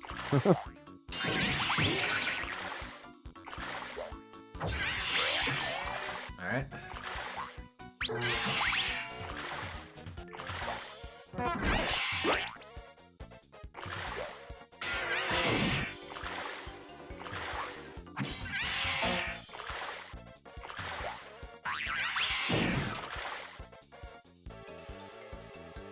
Alright, phase 2.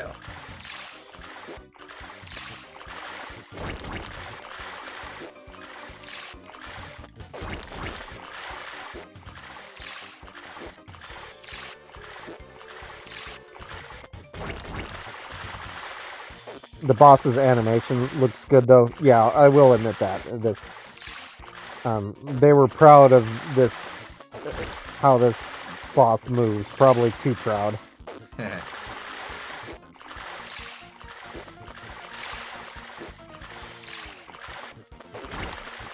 Now I will note, complimenting Bug in this capacity is akin to where we were at with Astal as we were trying to figure that game out. What do you mean by that? Phase 3. Never mind.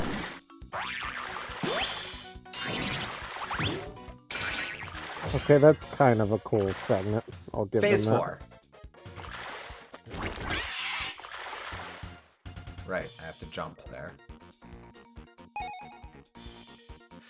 That phase is neat, yeah. What game? Astal. A-S-T-A-L. That was the last Sega Saturn game that we looked at.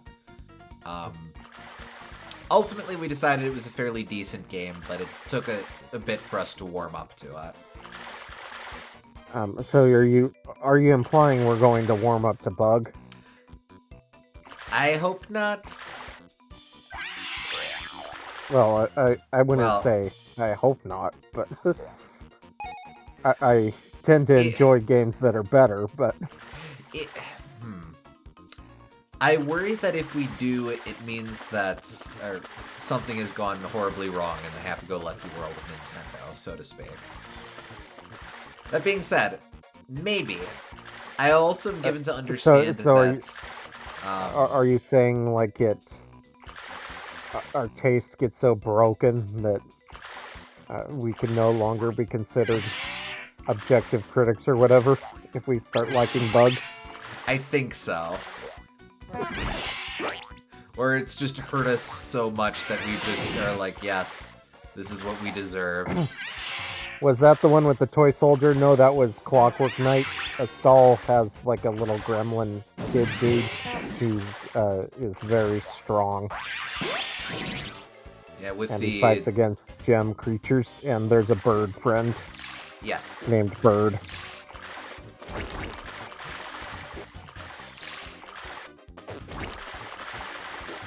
Nope. Oh.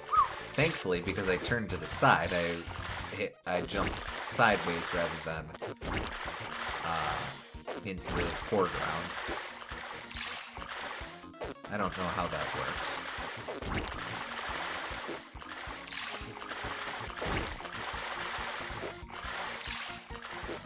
When me with the mention of a bird friend.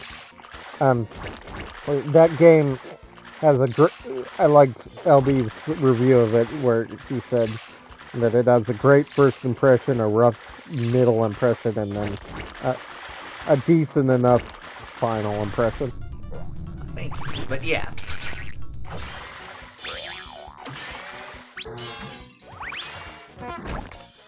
Okay, just keep jumping. Phase 4.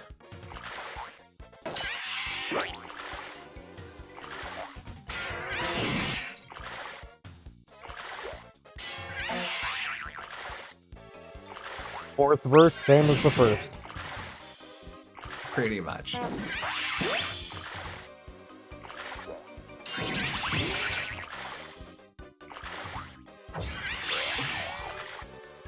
Phase 5. Waiting. This is what I meant. He will never hit me if I stay on the left. Oh, okay. I told a lie. He will never hit me from the background if I stay on the left. That didn't even make sense with how he was moving. It's like he was longer there all of a sudden.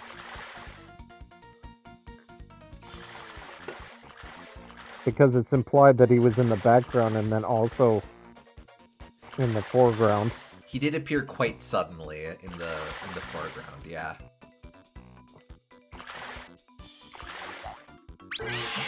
Like, I know they're entirely different sprite objects, and it's an illusion that they're connected to each other in the first place, but like they could try to make the illusion a little stronger.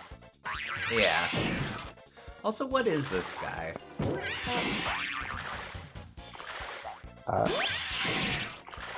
Some kind of... He looks like some kind of eel. Yeah, I could see that. I'm not sure if he's supposed to be like a dragon or a worm or a worm.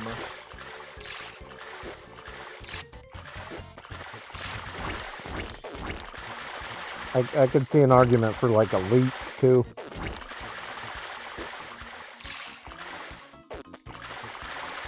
Totally didn't need to move.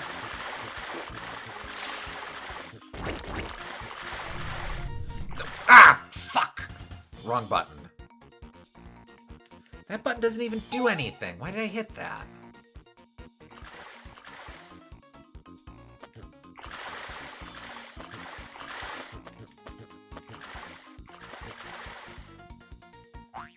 Nope.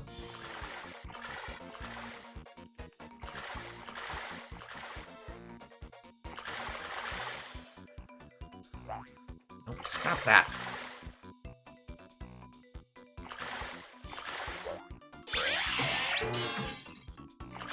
An issue with playing on emulator is that I don't have the original controller, so occasionally buttons trip me out.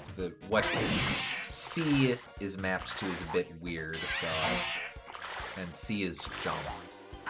Yeah, that happens.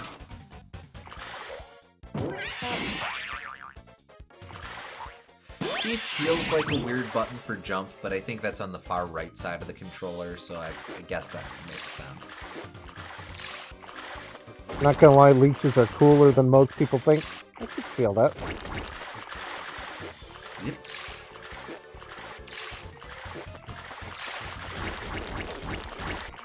Ooh, bunch of heads.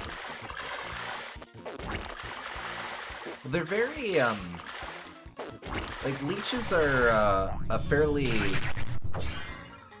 What's the word for it?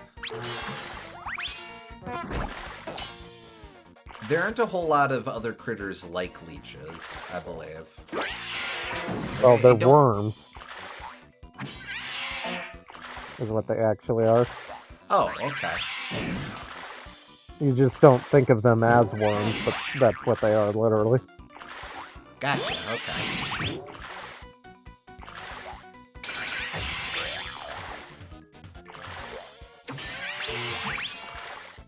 Alright, phase 5.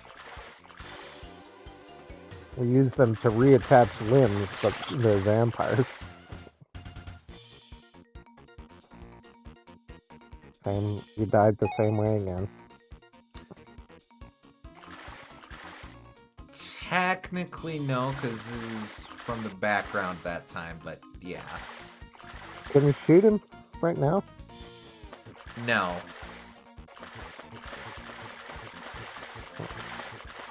No such luck.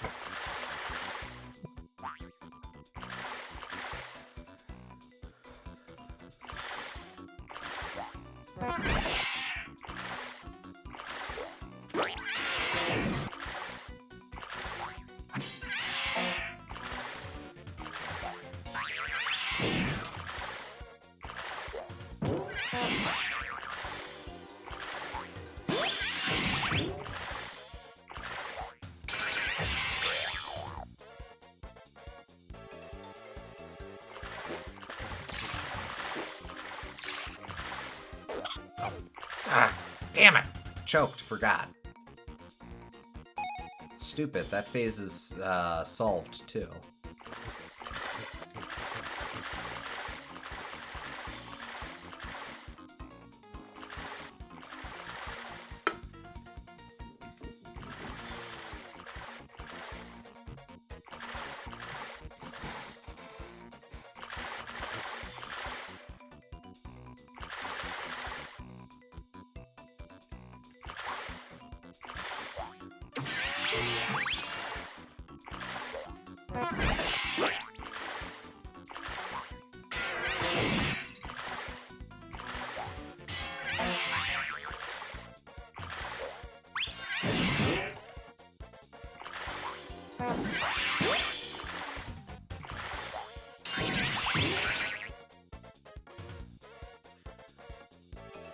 Alright.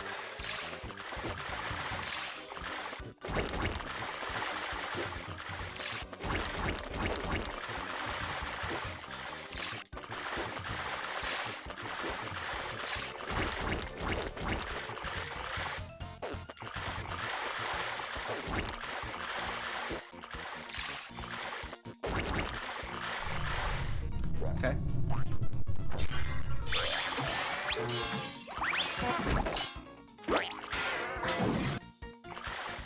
Okay.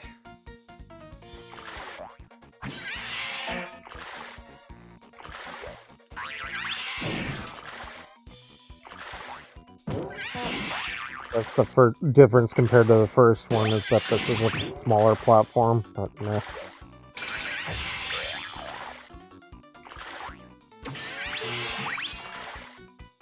Alright, here we go. Come on! Let me fucking move on the goddamn platform, you stupid, mangy sack of shit!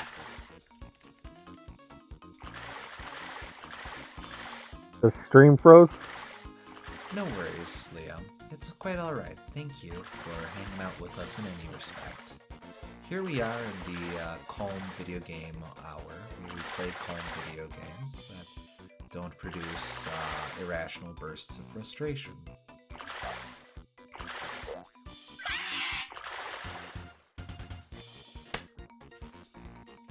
See, if this were a video game that would cause irrational bursts of frustration, that would be one such segment that might cause such attitudes. Of course, this is not such a video game. Indeed.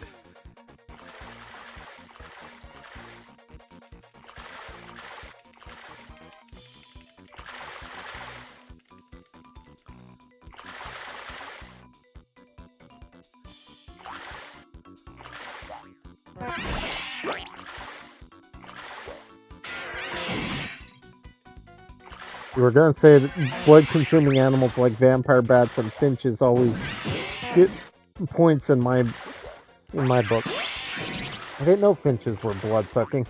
Me neither. I thought like they had the beaks specifically for cracking nuts.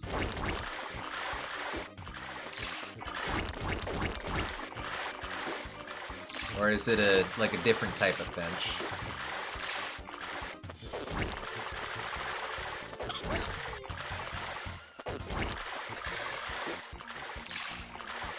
Vampire finches are a type of finch. Neat. Oh, huh. Yeah, I didn't know that.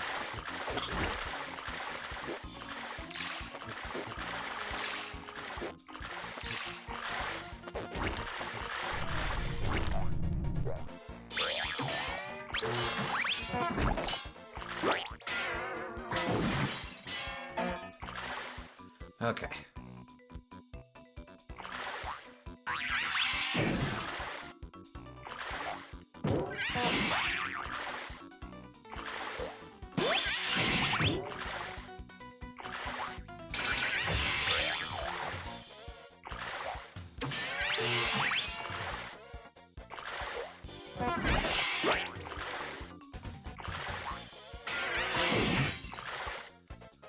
Okay.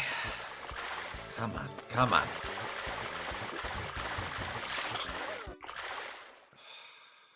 Okay, Mr. Hotshot Game Player, now what? Oh, great. Okay.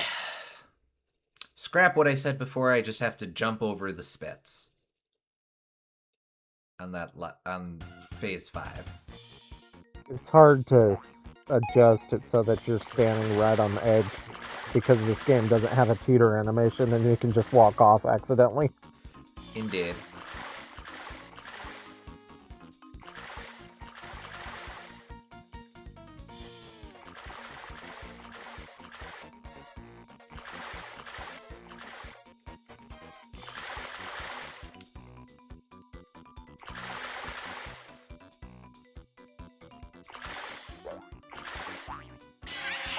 Also, oxpecker have been recently found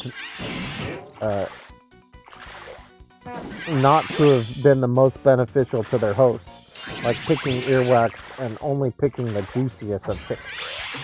Oh, interesting. Sort of changes the entire dynamic there.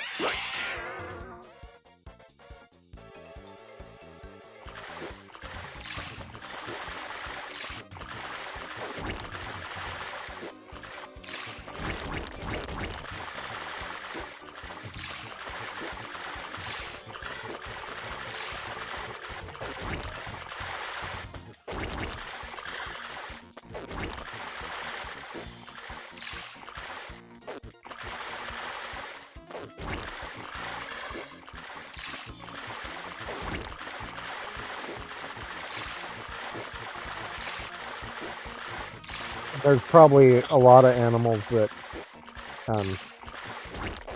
exist on that barrier between parasite and symbiotic relationship. We just think of them as totally separate things. Yeah.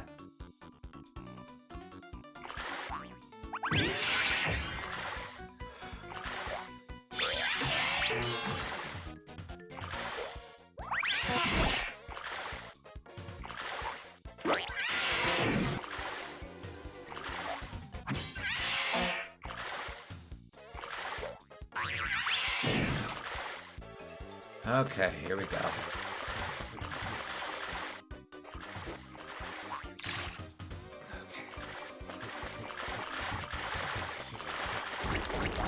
No, crouch! Crouch! Crouch, crouch, crouch, crouch, crouch, crouch, crouch, crouch, crouch. From the back, jump. From the side, crouch. I can spit in a crouch, too.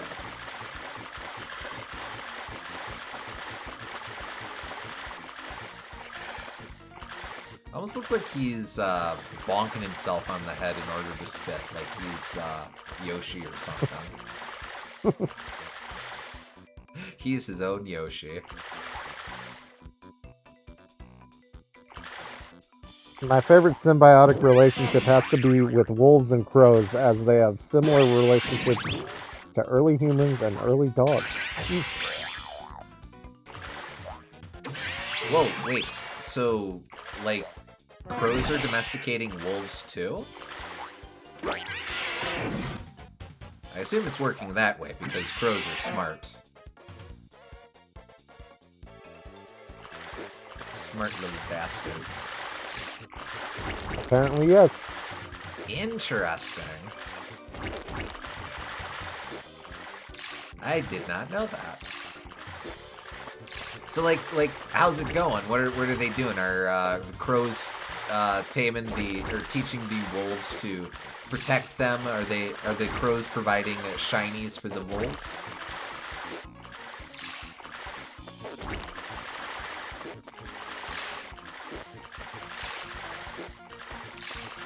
Perhaps the idea of fetch may have come from crows.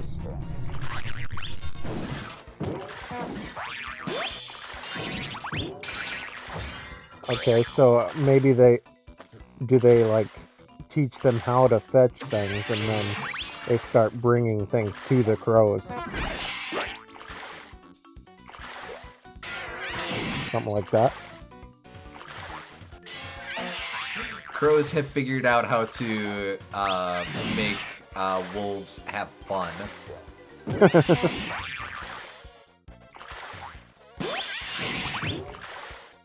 Well, they do say that leisure time is one of the hallmarks of a advancing civilization. Right, but they might also bring them useful things like food scraps or something. I tried to crouch by holding down, but that's not how this game works! This finger. I'll use this finger for crouching, not this finger. No, that doesn't help.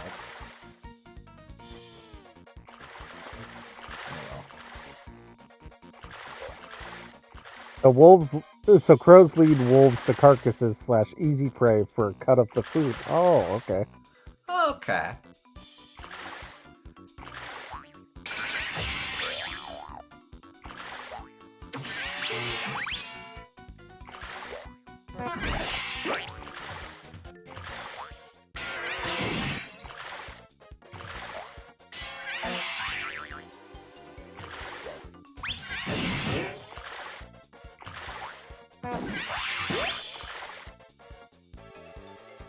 They'll still hang out if food isn't involved.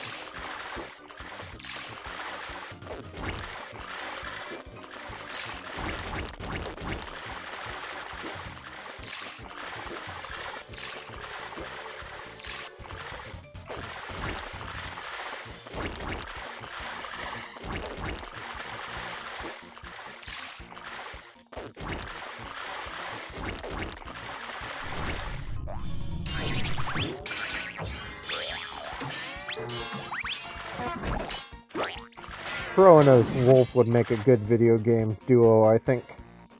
Oh, heavens, yes, absolutely.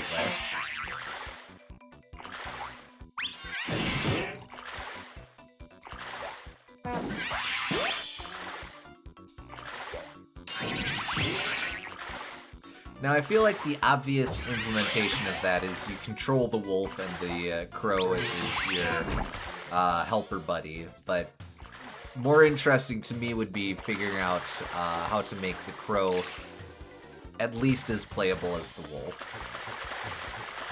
I think if you were to do something like that, it might end up being kind of like a indirect sort of game where the crow is kind of a cursor and you're guiding the wolf almost like a point and click adventure or like a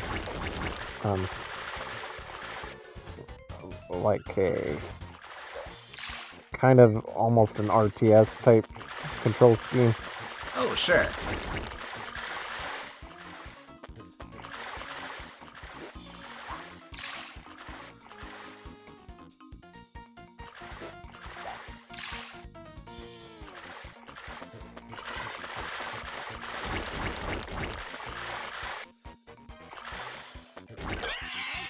Phase 6, motherfucker! Okay, Mr. Hotshot Game Player, now what?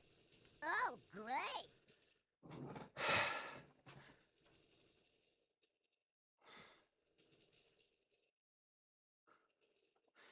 Almost there, though. Almost there.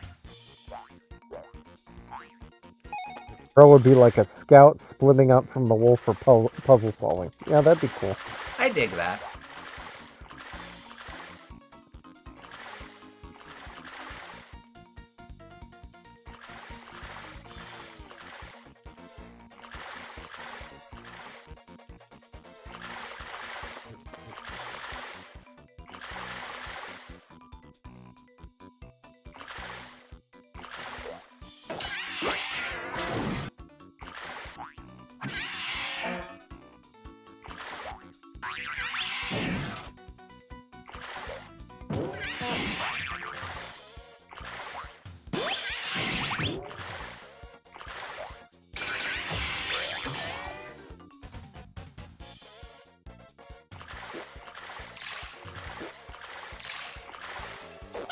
Oh, right.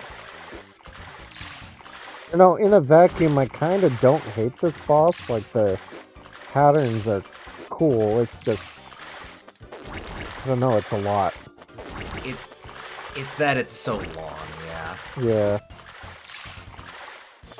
Also that it's the third boss in the game. And also, as I understand, by far the hardest. Uh-huh. Yeah, this might make a good final boss or something.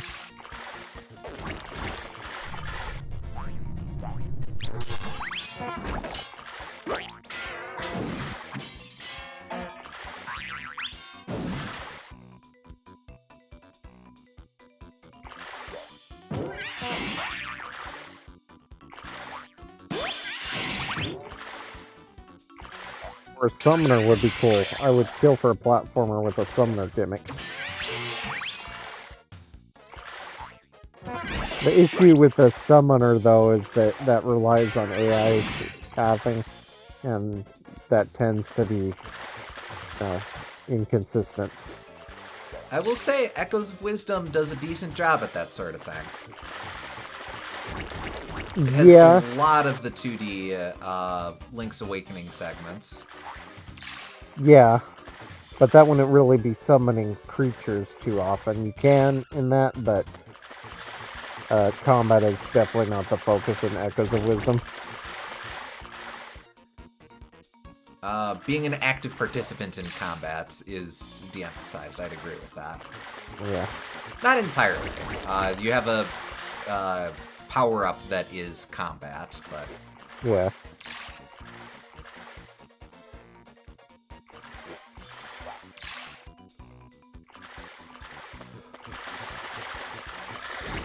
Most of the time I was just able to summon any random, relatively strong enemy and take care of the combat that way. Yeah, it's fair.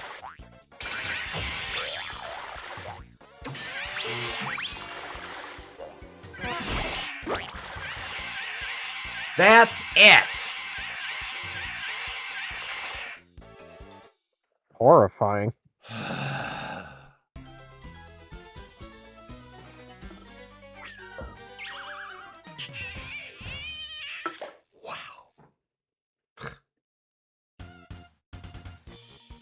And again, we don't get the Dragonfly bonus, so on to the next world. Power walking!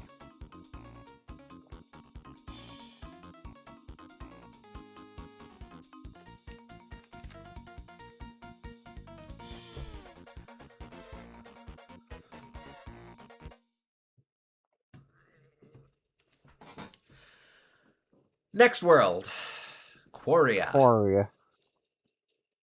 Okay, so it's like Aquaria. Yes.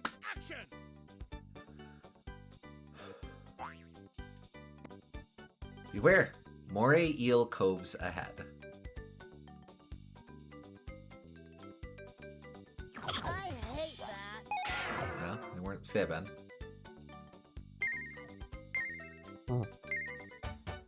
Nice to hear a mellow track for once in this game.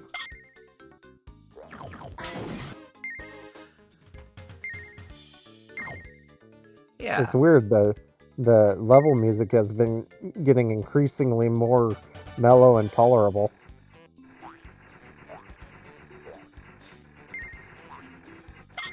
Watch it, buddy. It That wouldn't surprise me. Is that like trying to be a riff on Under the Sea?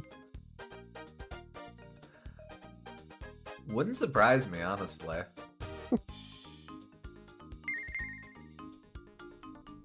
It does have kind of Under the Sea vibes to this song. But what were you saying? I've completely lost it. Don't worry about it. Ah, sorry. Nah, it's fine. I do like Yoshi's Island DS.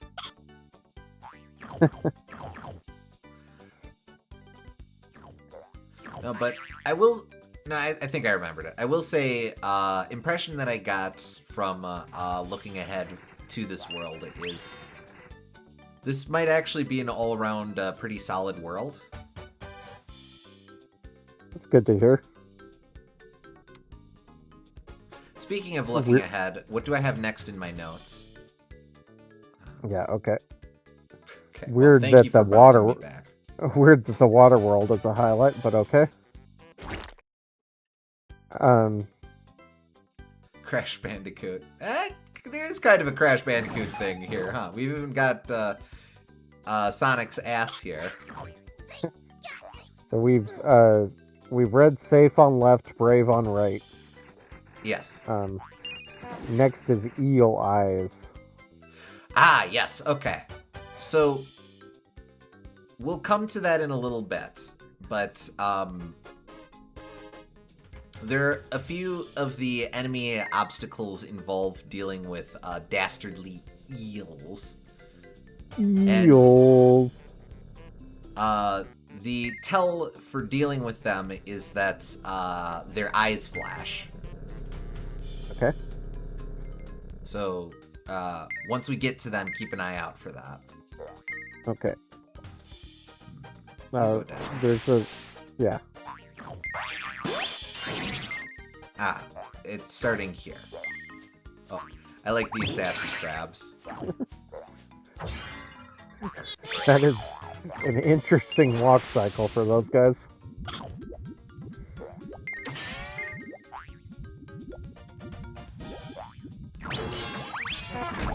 Just take care of Clambo here.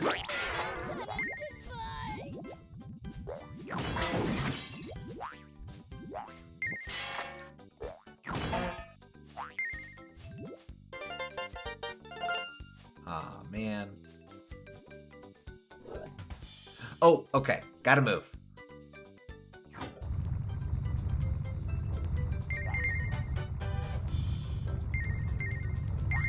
Caution, breakaway tracks ahead. So this is the part of the game where they actually start being kind of polite and actually foreshadowing stuff. That's strange and weird that they didn't do that before. Yep, hello. And right there we have a very Donkey Kong Country arrow. Wow. This game actually has side posting. Mm-hmm.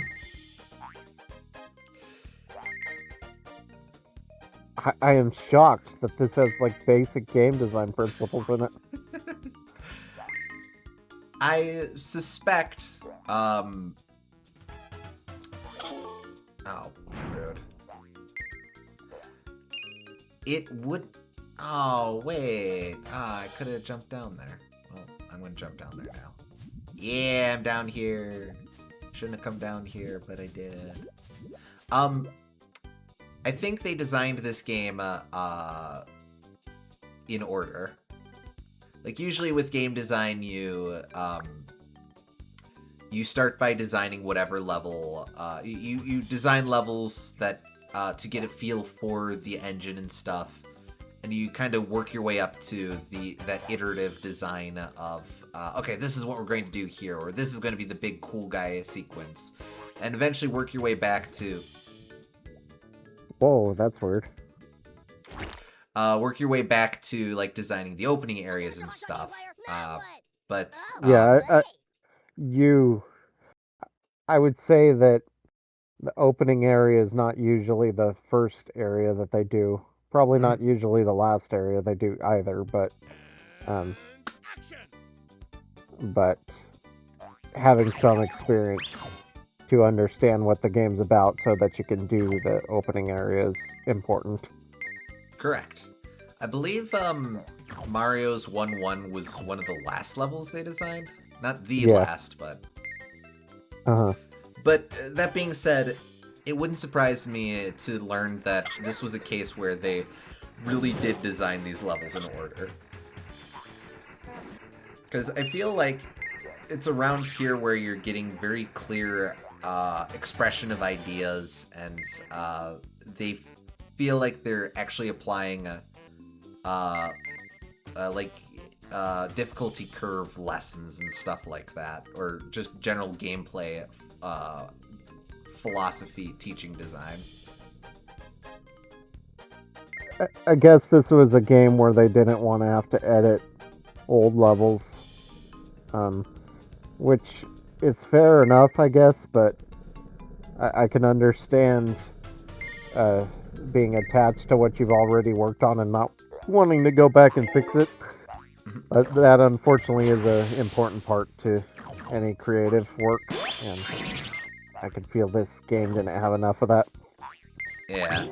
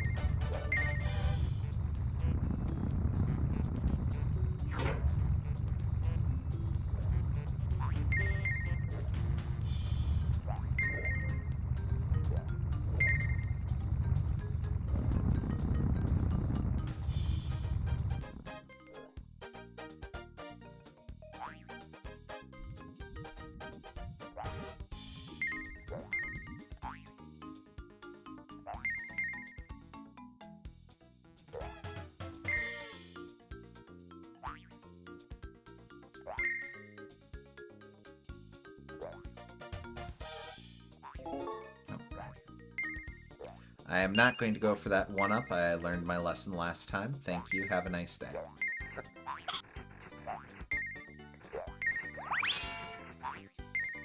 Speaking of Donkey Kong Country, I feel like there's something very DKC1 about these wheel-worn guys. Yeah, I can feel that.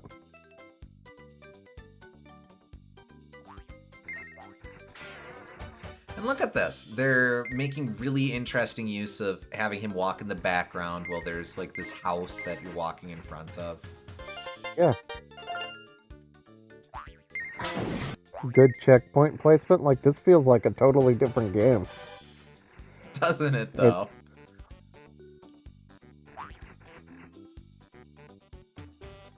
Think of how nice it would have been if they just would have interspersed one of these levels as like the second level of the game, and they just alternate the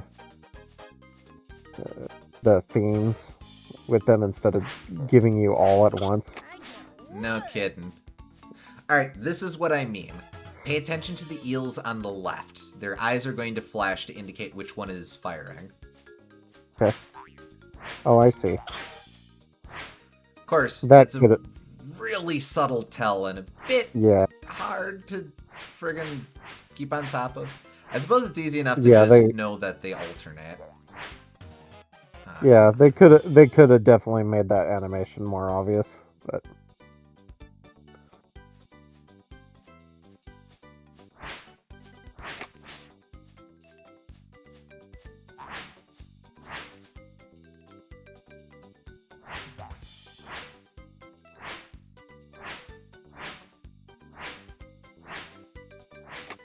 I hate that.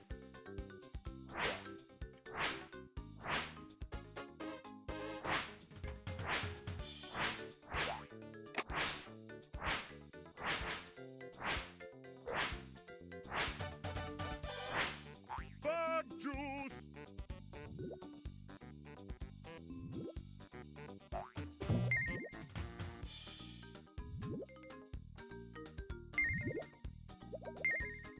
Like the steel drum's just kind of fun instrumentation here.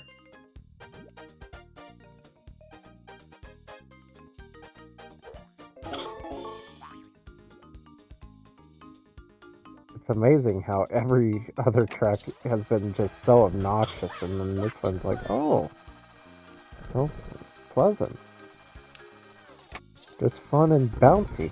I like it. Oh, alright, yeah, fine. That's okay, though. This gives me a chance to point out one of the other, the following note that I had, which I believe is back,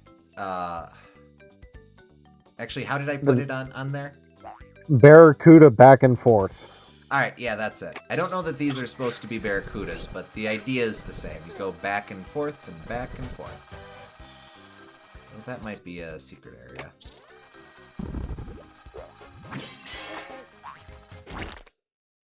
Well, Okay, Mr. Hotshot Game Player, now what? Oh, great. well, back from the top. That's okay, though.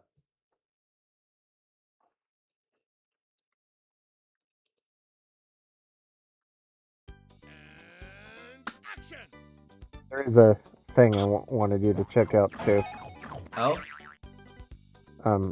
When you're going down the elevators, the second one, it looked like you could jump over it, and I think that's how you get a coin or something. okay. With the barracudas, or, No, before that. okay, sure. Oh, I know what you're talking about. Yeah, I'll give that a go. Remind me as I'm hitting that. Yeah.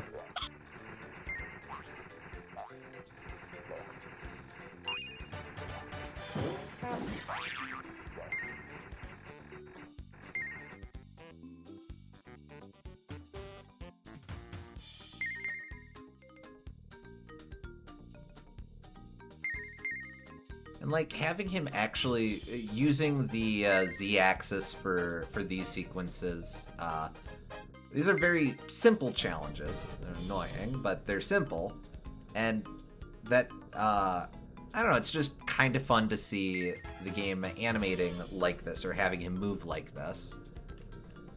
Well, they had this Okay, exact. that's on me. They had that exact obstacle earlier on in the game, but yes.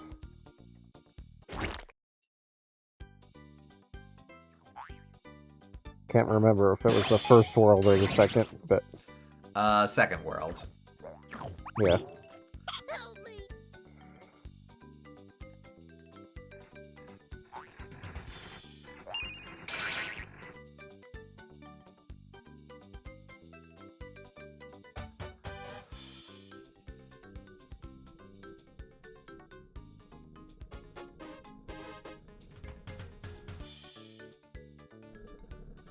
I will say, I keep thinking that this is some forgotten Mario RPG track. Alright, so next elevator. Next elevator is the one. Yeah.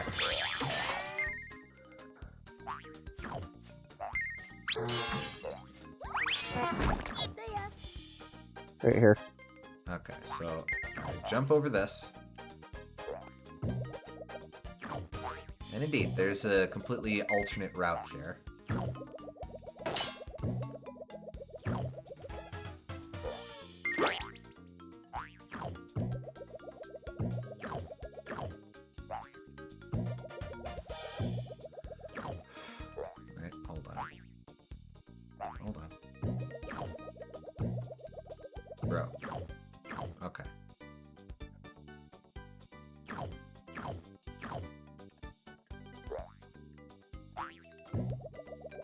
Weird jump. Bit. That's okay. Oh, come on. It's okay. This is a safe place to make stupid jumps. Well, it was. 2, 3. Chomp, chomp, chomp. You should jump up to the left after that second one. Mm-hmm.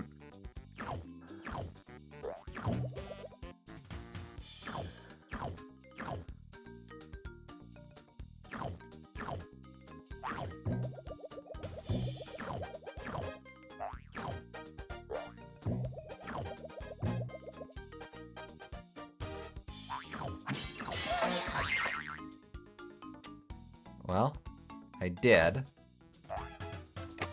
And there we go. Okay. Let's see. Oh. I didn't want to go down yet.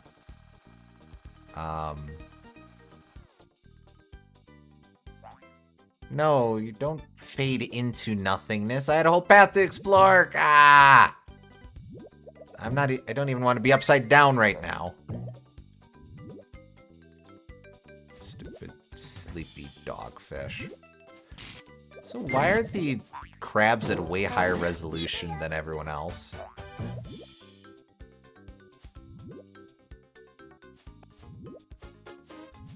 Are they? See ya. They kind of got the GeoCities gift thing going on too. All set and ordered. What did I miss? Not a whole lot. This is the best world so far by a lot. It's not as actively obnoxious. Oh, crap. Crap. Oh, it doesn't even kill? Okay.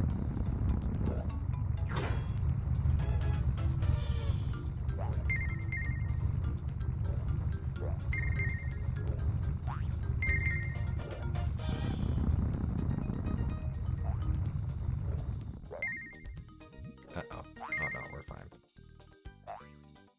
Looks like the game's taking normal pills. And it feels like it. But yeah, it's got like proper signposting and Oh, like bother. a not obnoxious music track and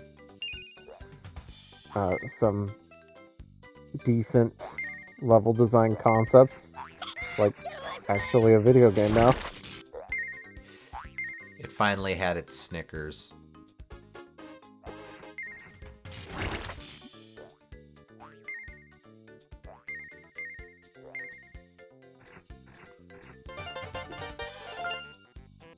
I can't remember what was over here.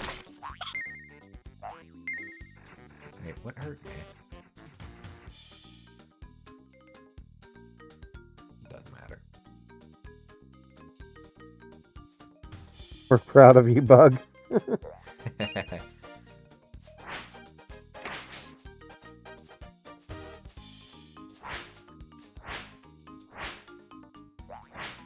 Crap. I got wood.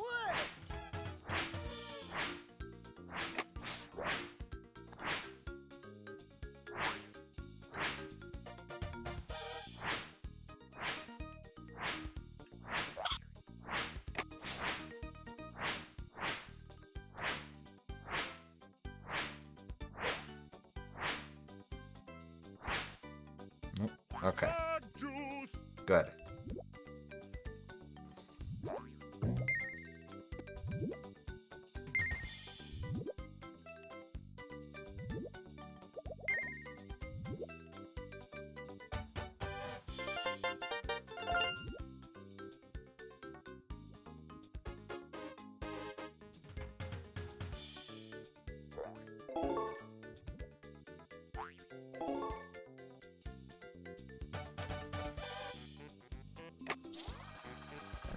I hate that.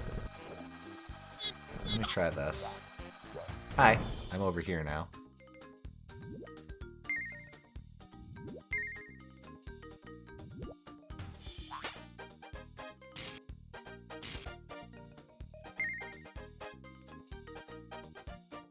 Oh, I got joy, asked I this get to before, but get what this are your weird thoughts? spit. What are your thoughts on Yo Noid 2? I've seen that game. I've had it on my backlog for too long to say. I can't remember if I knew that they were doing a second Yonoid. They made it a long time ago. I don't think it's official, though. Oh, okay. It might Alright, be official. I'm not sure. Hey, a clapboard! See ya. Well, I'm gonna grab that right away. Yay!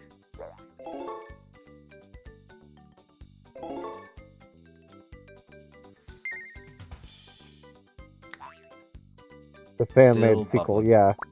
It's a 3D version. Oh, okay.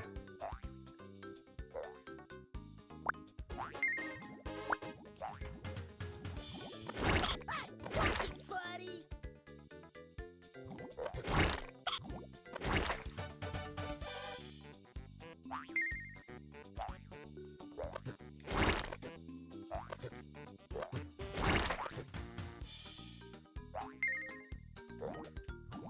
Crap. Last note you have for me is Brave left after Starfish Switchback.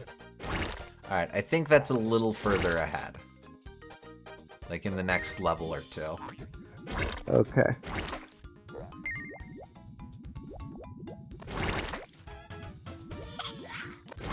Slapperhead.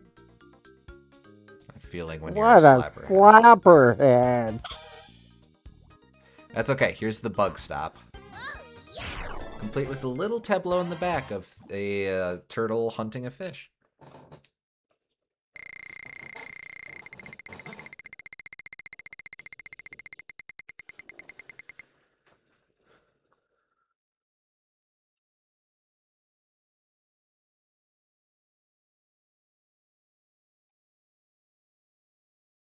And action!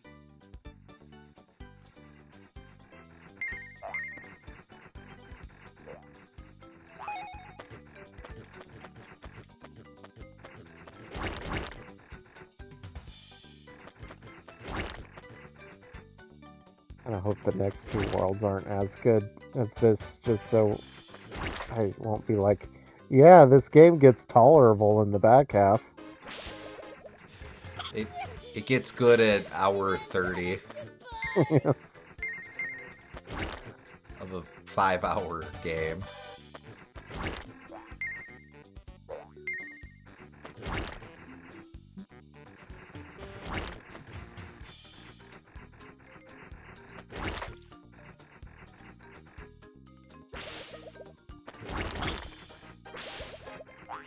In some ways, those are the worst kinds of games because they don't even give me the satisfaction of being used as a bad example. Help me. Bro.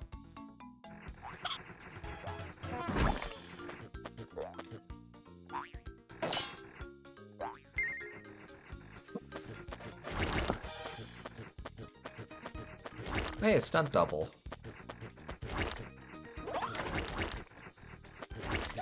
Oh yeah, that was another positive aspect, is that when you're the invincibility power-up swaps you in for a stunt double, which is a creative idea for an invincibility power-up and on theme with the movie theater, the movie star gimmick of this game. Agreed.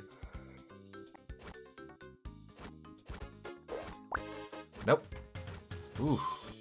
That was really stupid. How do you What get did I that s- coin though? Uh...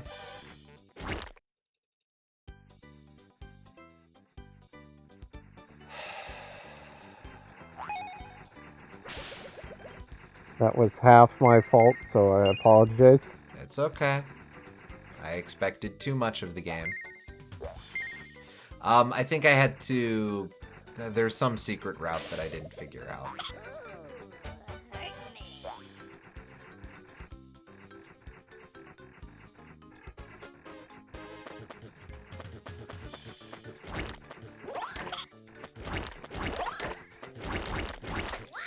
Ooh,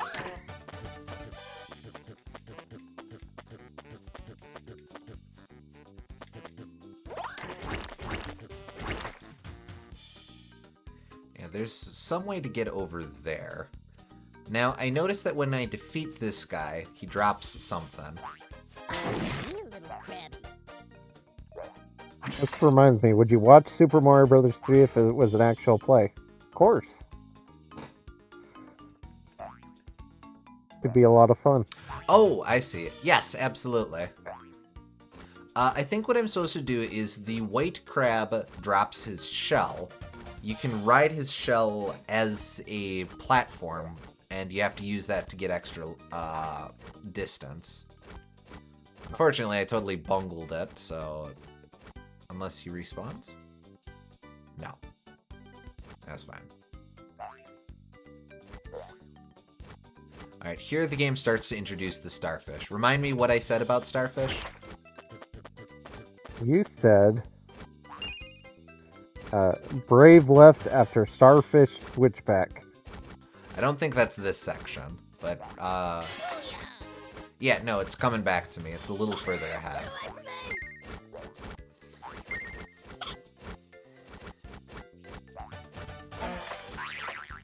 Bug juice. I got work. Because I missed the coin, I don't get to hang out with Daddy-O.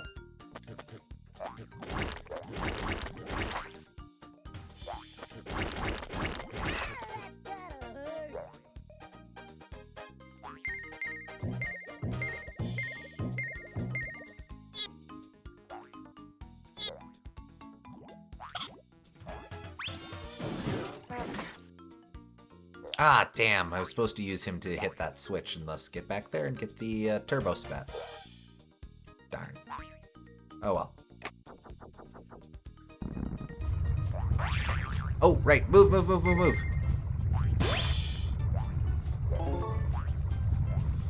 I hate that.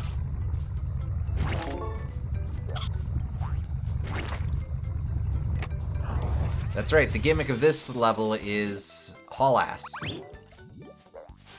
Can you imagine a medieval spike trap slowly approaching and causing your imminent doom, and you get pinched by a crab and go, I hate that. Bug's priorities are a little warped. Oh, right. This is where the eel eyes really start to matter. The trick being that I have to be mindful of where I jump, because jumping just makes me go down when I'm on the ceiling. Why does Bug remind me of those alien guys from Space Jam? Oh, the Monstars, you mean? I could see it. I think I missed some secrets. Oh well. I'll grab this checkpoint that won't do me a hell of a lot of good. Here's some jellyfish. I don't know why they have bug teeth.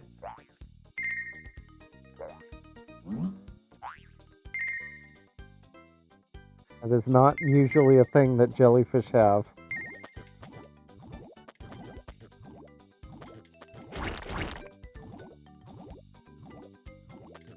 He shoots. He scores.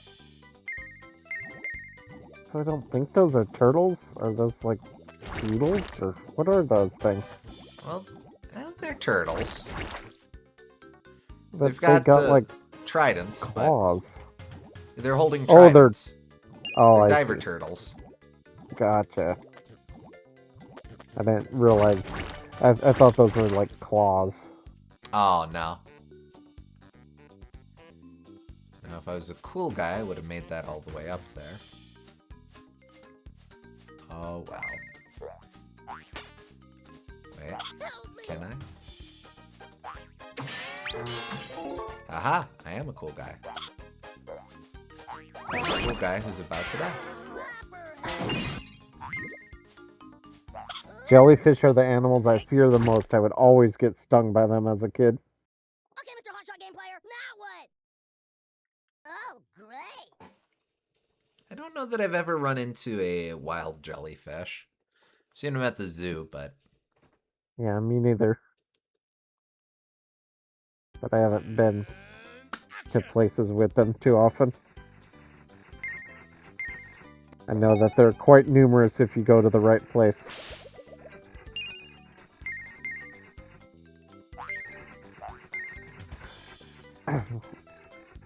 It reminds me of a science type project we had to do as a kid in elementary school, and we each got assigned a marine animal, and we had to like explain various things about that marine animal after doing research. And one of my animal was a box jellyfish, and Okay. the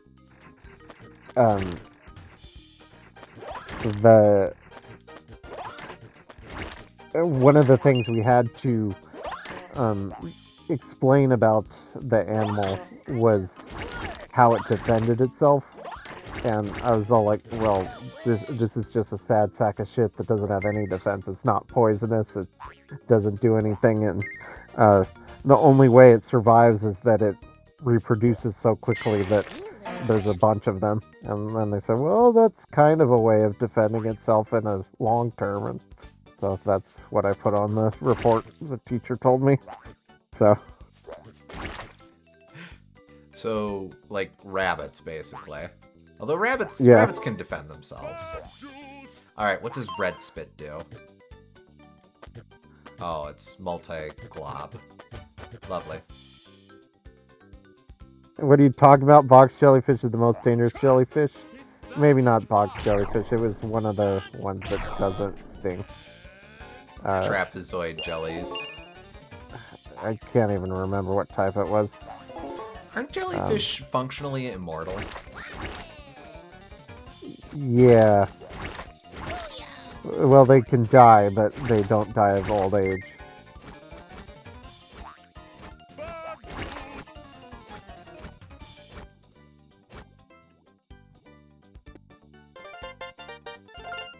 Just saying, that's rad as hell. Whoa. Yeah. One species can, yeah. Okay.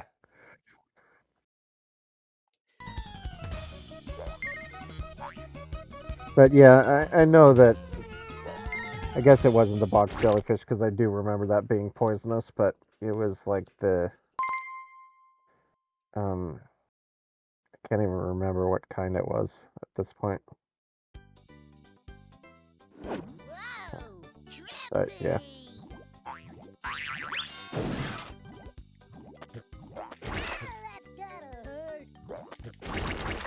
Moon jellyfish? I don't think so, but maybe. Alright, let's see. If I can bait this turtle. Those are pretty useless. It could have been that. Like I said, it was in elementary school, so I don't remember exactly.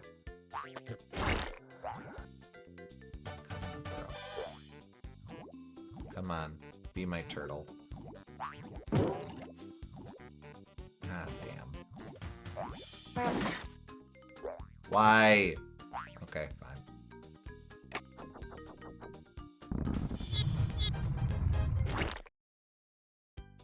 Well, I guess I'll just go fuck myself then.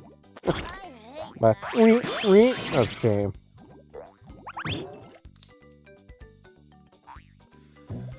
Well, another shot. You Sokobond when you should have Sokoboffed.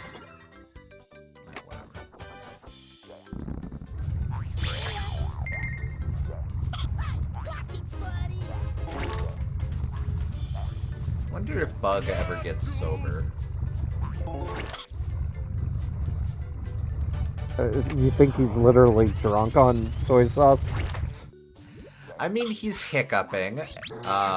He listened to just how he's going about dissing guys. You cannot tell me that this man is sober.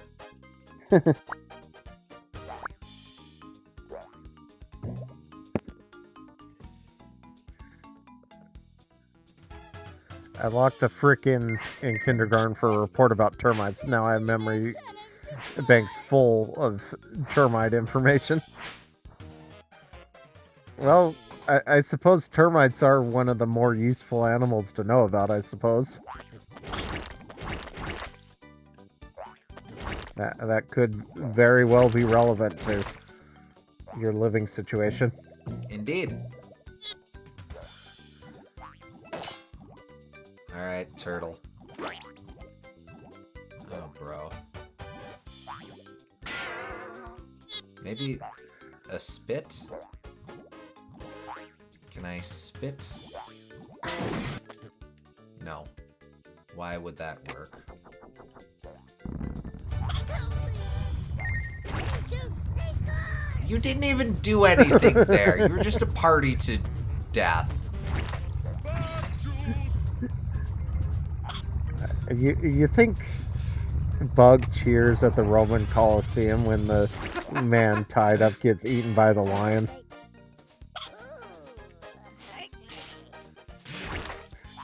Bug is totally a big fan of bear baiting. Yeah, maul him! He shoots, he scores! Ooh, hurt him. Oh, yeah. I got a little weird with that. Get away from me! Channeling your inner Marin, I suppose. Okay, Mr. Hotshot Game Player, now what? Oh, great! This would be more fun if everyone was dying. Hurt him more!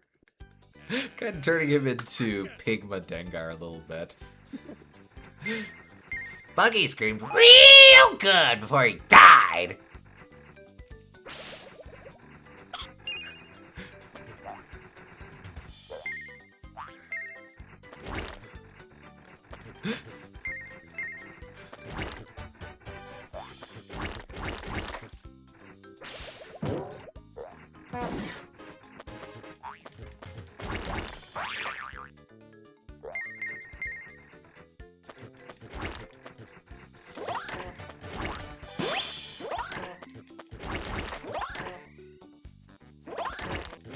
For such an early example of voice acting, that line goes unnecessarily hard. Oh, heavens, yes. Like, where the hell even does that come from?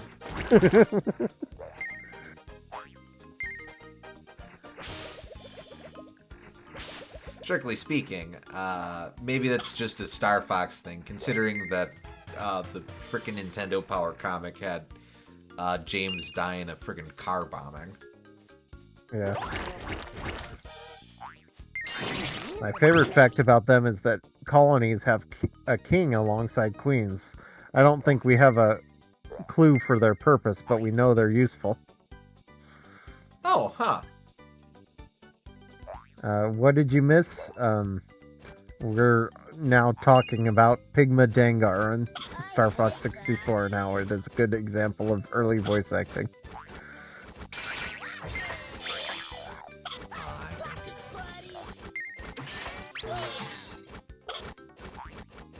And how Bug would get along well with Pigma Dengar in how he too enjoys watching people suffer through overly elaborate medieval death traps or other forms of death, which we don't know for certain Pigma would enjoy, but you know he would.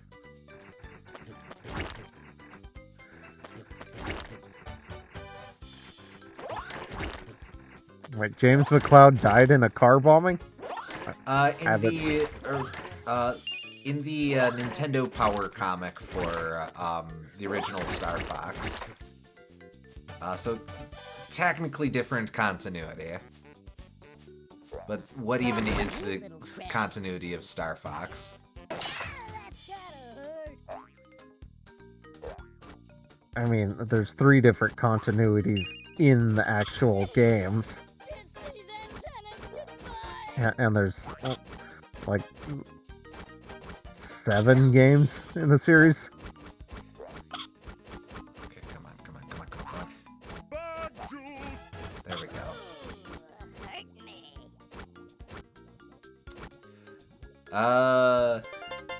Yeah.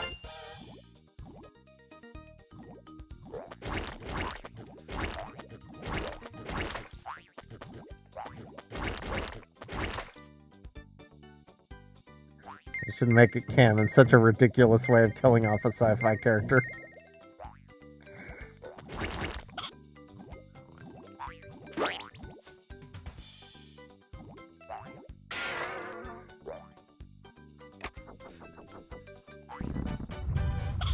Get away from me! I never even realized like James McCloud was a concept in the original Star Fox. Yeah, I don't know where it is in terms of like the game stuff, but must have been in like the background or in the manual somewhere. Yeah. Like, I know he's in Star Fox 64. They have that whole segment on Venom, which you're becoming just like your father and all that. Yes. And he talks. Well, that was Peppy earlier on, but he talks to his father in like a flashback. But I don't recall anything like that in the Super Nintendo game. No, I think it was just lore stuff in the background. Huh. I hate that. Come on. Bina, you are a lovely cat, but I need you to hang out here and not at my hip.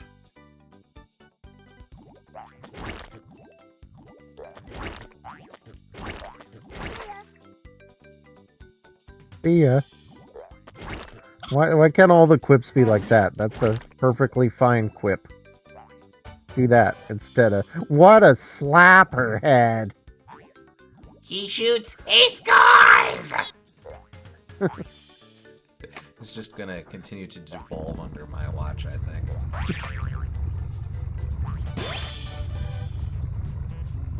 Bad juice. Watch it, buddy!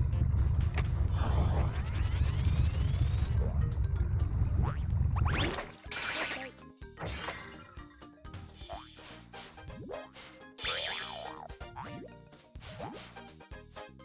Love that he's just Fox with a 6th set of shades. Yeah.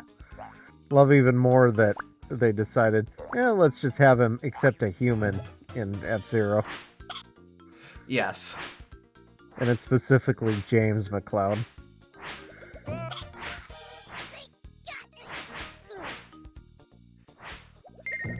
And Star Fox eventually pays back the shout out. Yes. Oh boy. Okay, free me. Never mind. He's antennas.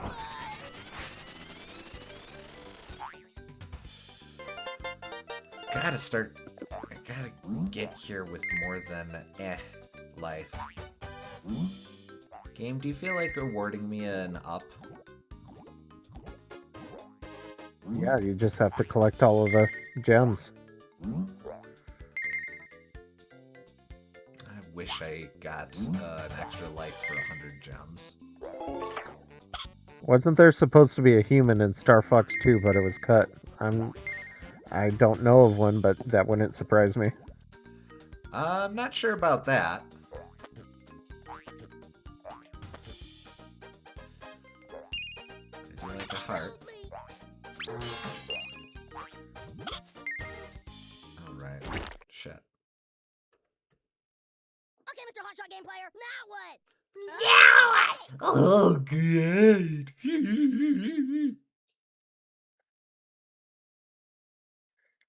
In a sense, can't we say that all of Star Fox 2 was cut? And action. You're not wrong.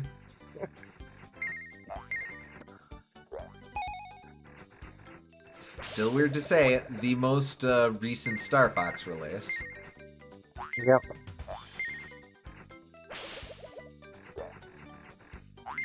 Surely they're working on something else. I really don't think so. I mean, F-Zero came back in a small capacity, but still. I don't think. I think it will come back in some capacity. I don't think they're working on it yet. Hey, shoots! Hey,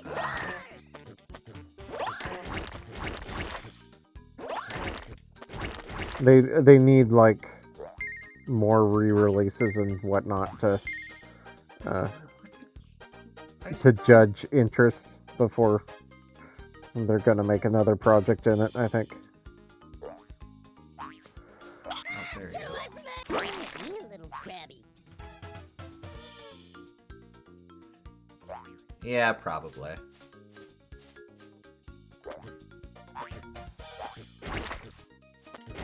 Slapperhead! Bug juice! Cut! He said cut! Stunt! You suck, cock. Action!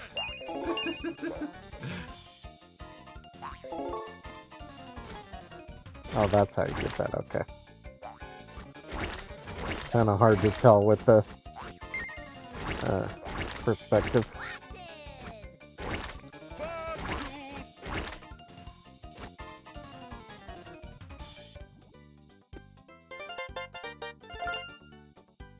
Cuz. Whoa! Still holding out Put for Daddy-O. Muppets. Put Daddy-O right next to the checkpoint because fuck you. Just to rub it in. Oh.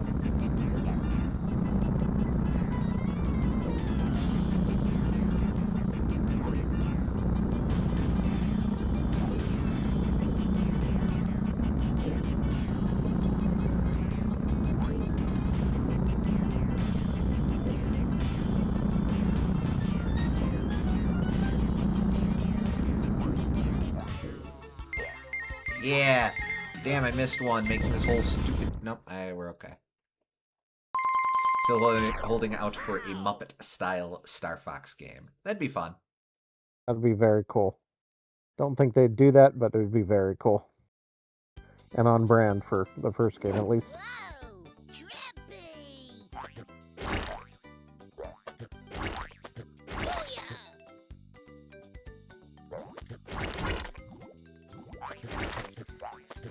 So, like, the green spitwads are mucus. We can all agree on that. The red spitwads, is Bug bleeding?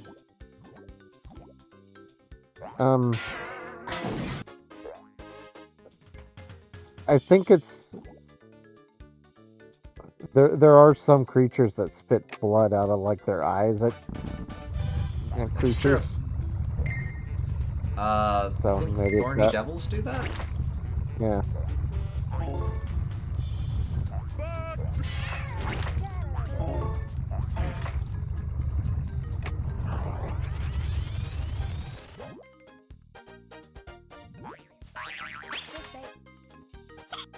got one.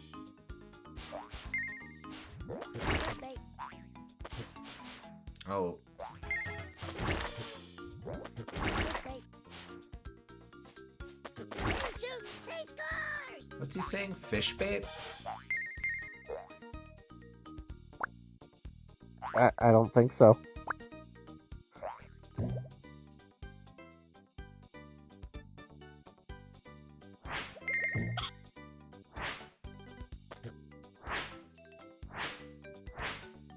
Bug juice! I hate that. Hey, watch it, buddy! No, let me down! Friggin' collisions kept me up there. Okay, you have 4 lives this time. That's a heck of a lot better than before.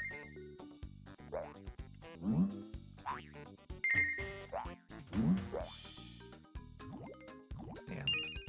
Oh well.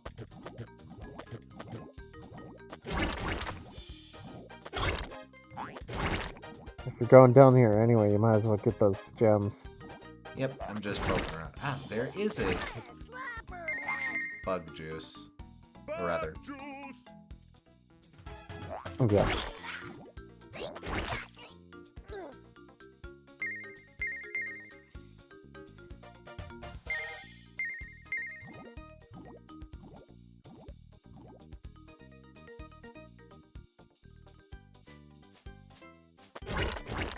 See ya.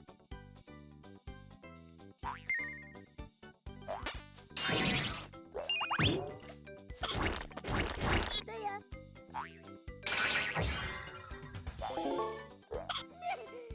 Kiss these assholes goodbye. Don't fall off. This is the part where I kept falling off. Okay. I suspect there's more up there. See ya. See ya. See ya. Why did- Dude, chill. He gets it. He's gonna See see ya. ya. See ya. That's what I get for complimenting that singular line in this game. Oh yeah? You don't find that annoying, huh? We'll see about that. See ya, see ya, see ya, see ya. It's like a stand-up comic who isn't really funny, but has one joke that people really like, so he figures, okay, well, I'll just repeat that. People love that You can joke. go down there. You can go Yep. down there. But I'm tagging this first for the checkpoint. Oh, good point. Luck, man. Good luck, man. Oh, this one. I think this one is the same in each world, it's just reskinned.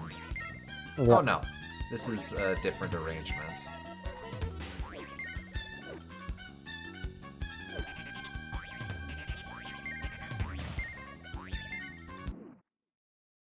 Still not too bad, though. Pow!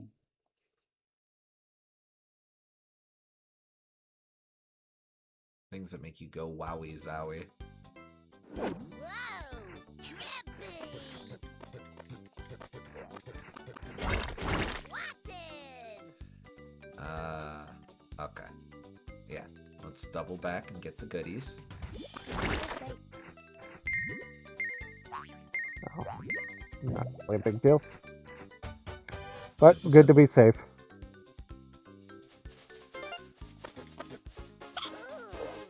Howdy, crab cakes. Howdy, crab cakes? They have unique dialogue at this stage in the game. I'm surprised. Again, the developers were like, okay, alright, I think we finally got a handle on what we want Bug to do. Let's just add stuff now.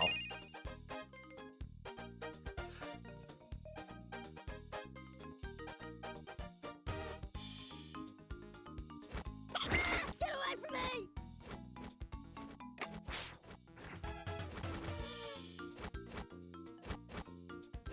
Like real starfish, these guys split in half if you attack them.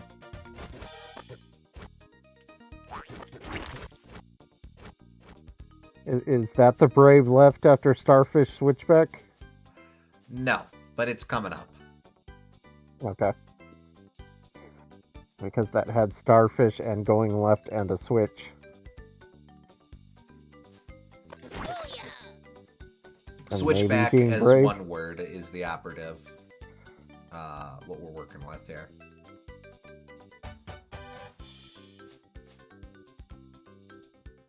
So when you say switchback, what do you mean by that? Like on a mountain switchbacks. Is that a term you're like? Not you- really. Oh, okay. If you're driving up or down a mountain and there's a lot of or walking or whatever, and the trail goes back and forth a lot, Uh-huh. perhaps because it's easier to do that than to just carve up the mountain, we would refer to that as a switchback. Huh. I think I've heard that term, but it didn't I never knew exactly what it meant, and it didn't stick with me. Nah, that's fair.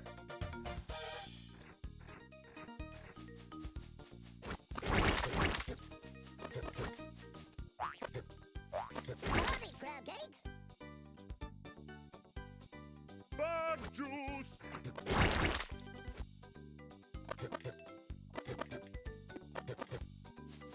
Lovely crab cakes.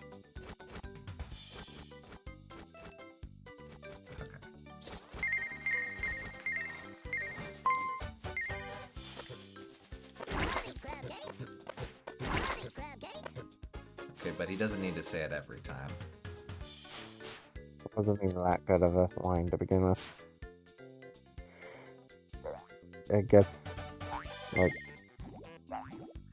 he's trying to be a flirtatious guy, like sweet cakes or something. But then I got they're crabs, so crab cakes, Pretty much. something along those lines. Okay, it would be really great if the camera frickin' panned to the side, such that these jackanapes stopped spawning in. Oh, I see. They're coming down from on high. I hate that. You ever get stabbed and just say, I hate that? I believe that's what Julius Caesar said on that famous day.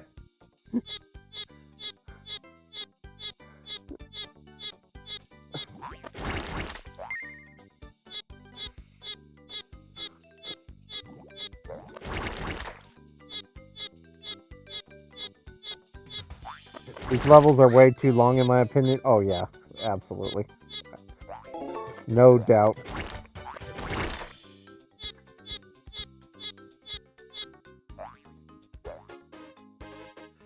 Well, it's over now. How slow is that? Whew. Ow. Ow. One more level and a boss. And maybe a dragonfly bonus. We'll see. If you're good. And I'm good. Yeah, they should have shorter levels, and which is another way they could alternate themes more often. Oh, Hey, watch it, buddy. damn, missed my chance to get the coin. Anyway, I gotta go. Gotta go. Let me... Oh, I was supposed to bring that. Fine, take me.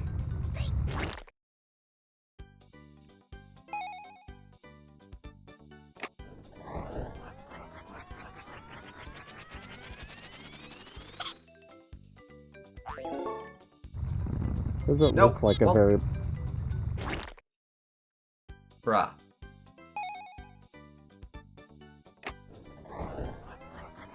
Didn't even look like a very pushable block. Kiss these antennas goodbye.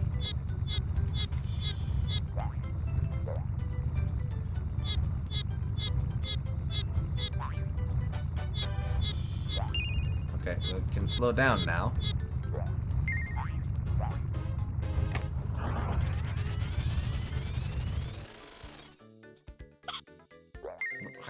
Bro!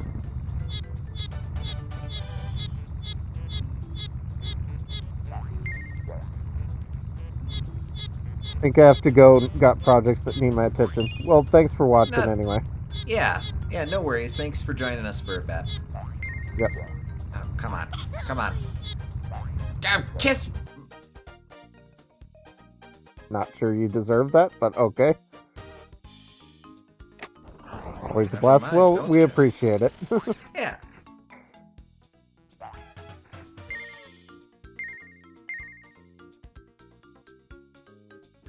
Whoa.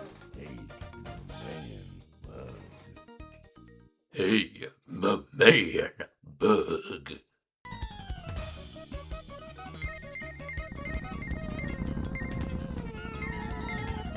They're not being especially subtle on this one, but I guess that's okay.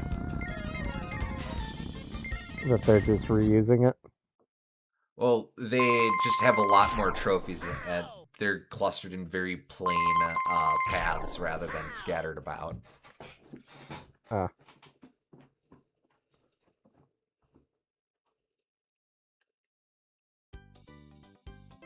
Whoa! Trippy! Yeah.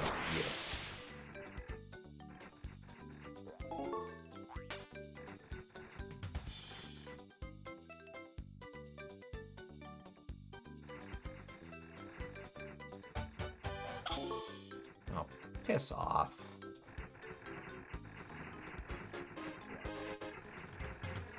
Yeah.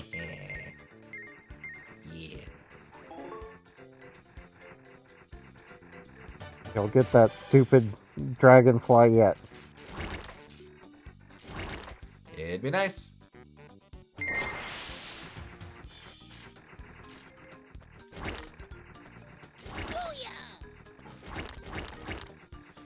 I don't know, Zap just isn't super impressive with the projectiles. Like, it's not nothing, but...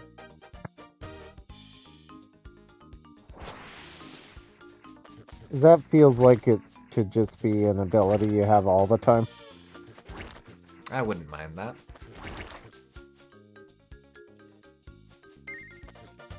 Hold on. Crab cakes. Howdy, crab cakes! Howdy, crab cakes!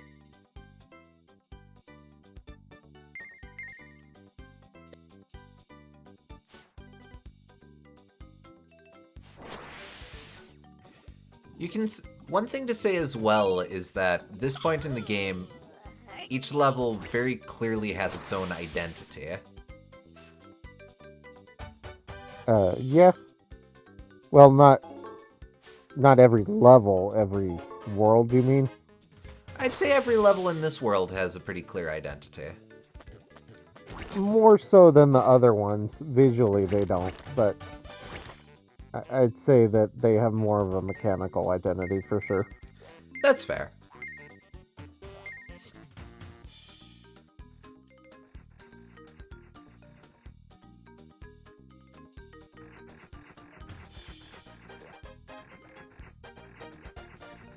I'll double back. Give me a sec. Yep, hold up. Hold up. This is... It's the Mario RPG 3D maze. Do. Okay, but I don't... Oh, there's bouncy ball. Then why do you exist?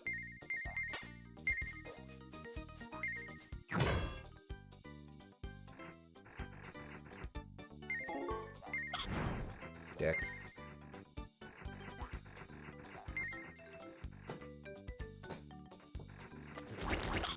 Get away from me!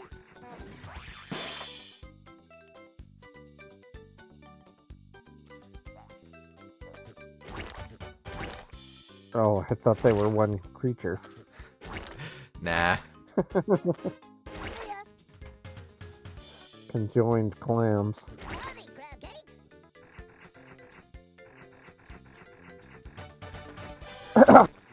Oh, wait, hold on. Let me do my own bug bit. Now that's a real clam bake. Oh.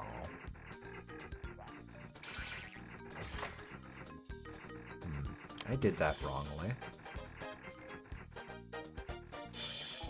I guess now I really do feel like a slapper head. Bug juice. Alright, let's Oh, try clam this. up, will you? There you go. I need to be on the... I'm completely in the wrong position to snag that. That's my problem. Down.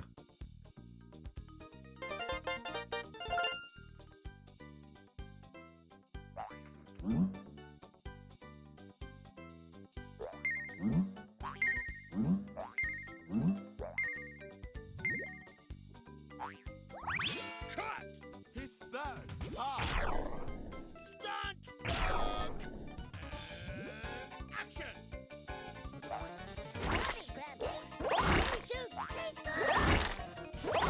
Oh, but I saw that down there. Okay.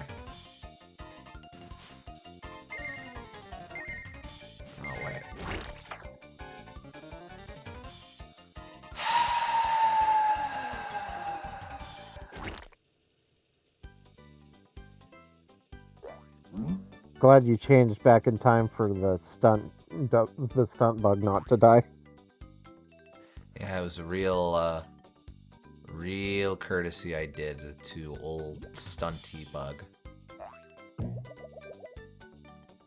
Where do you get that coin?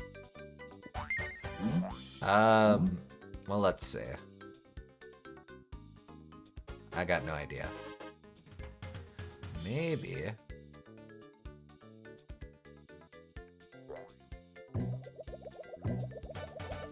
No, I can only bounce along the x-axis. Well, x and y-axis. I can't bounce along the z-axis. Yes. Probably it loops around somewheres. Can you... Oh, no. I thought maybe you could go down below that dog, but that just goes down here too. Yeah.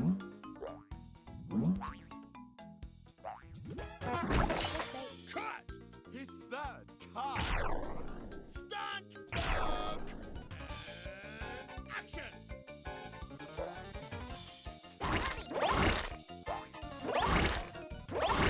Actually, I bet you one of those earlier pits would have taken me there. Yeah, that's what seems like it to me.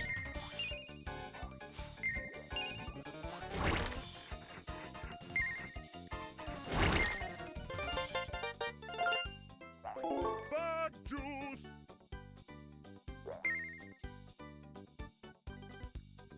Don't kill. Would have killed. My patience. Bro. Oh well.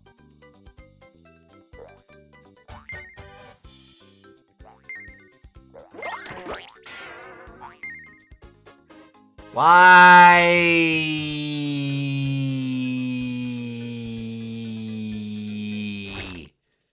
Jeez, that's egregiously long.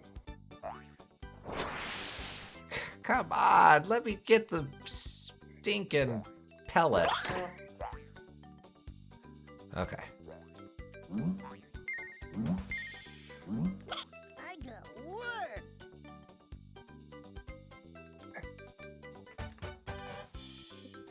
Wow. I think Yoshi's Island DS has been dethroned on that one. It's certainly a contest.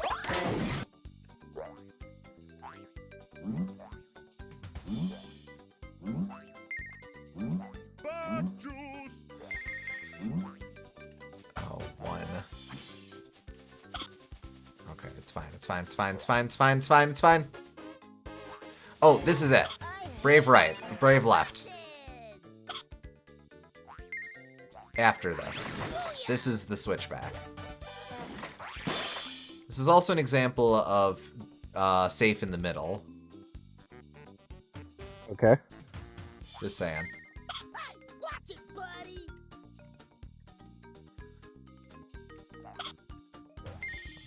You can be drunk, but you should be drunk over here. You little crabby. I think it went the Oh, wrong you way. little crabby. Oh, here we go.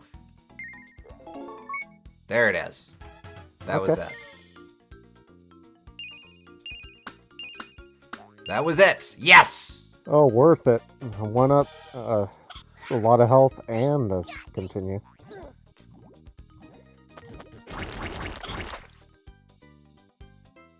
Well, damn. Bug juice. Oh, never mind. No! Let's try reorienting ourselves. Parents, talk to your kids about being slapper heads. Because if you don't, who will? Don't do it! Oh, you did it, but you persevered. Help me. There it is. Just get there. Just get there. Just get there. Doesn't fucking matter. Get there. That's right. I'm good. You're You are not good. tolerable. Ba-dum, Only just, and only just now.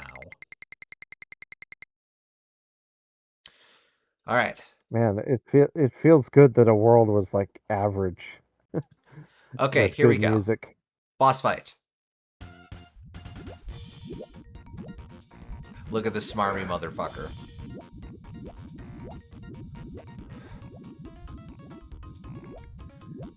So, don't quite have a way of getting at him, but he has a way of getting at us. Got the wily eyebrows going on. Yes, quite a bit. That being said, now let's have some fun. Oh, okay.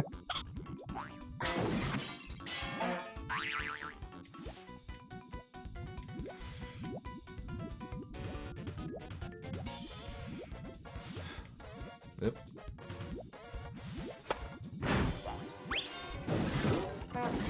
Yeah, this is cool. And I always like big bad baby Bowser type fights. Oh yeah. I am not as fond that this game has something in common with Yoshi's Island, but hey. Well, that's two Saturn titles in a row that go that route. Yeah. Get away from me! What a slapperhead! And that's it. Oh. Okay. That was actually bad then.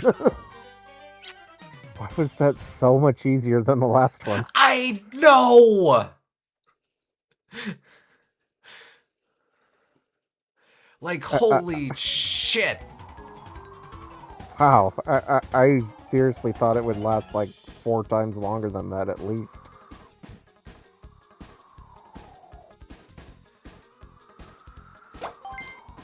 Yeah, I do not understand the priorities of... Let's put the hardest boss as boss fucking 3.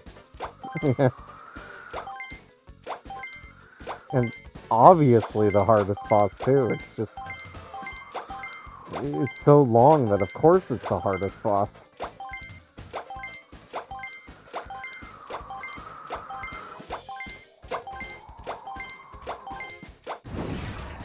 Ow. Well. No continue for me.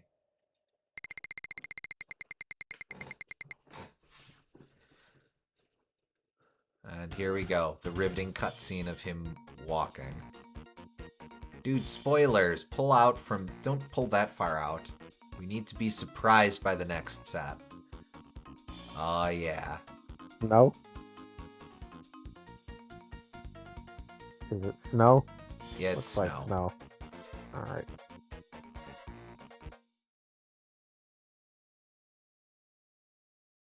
Burbs. Scene 1. Oh, burr as in cold. Gotcha. Yes. Action!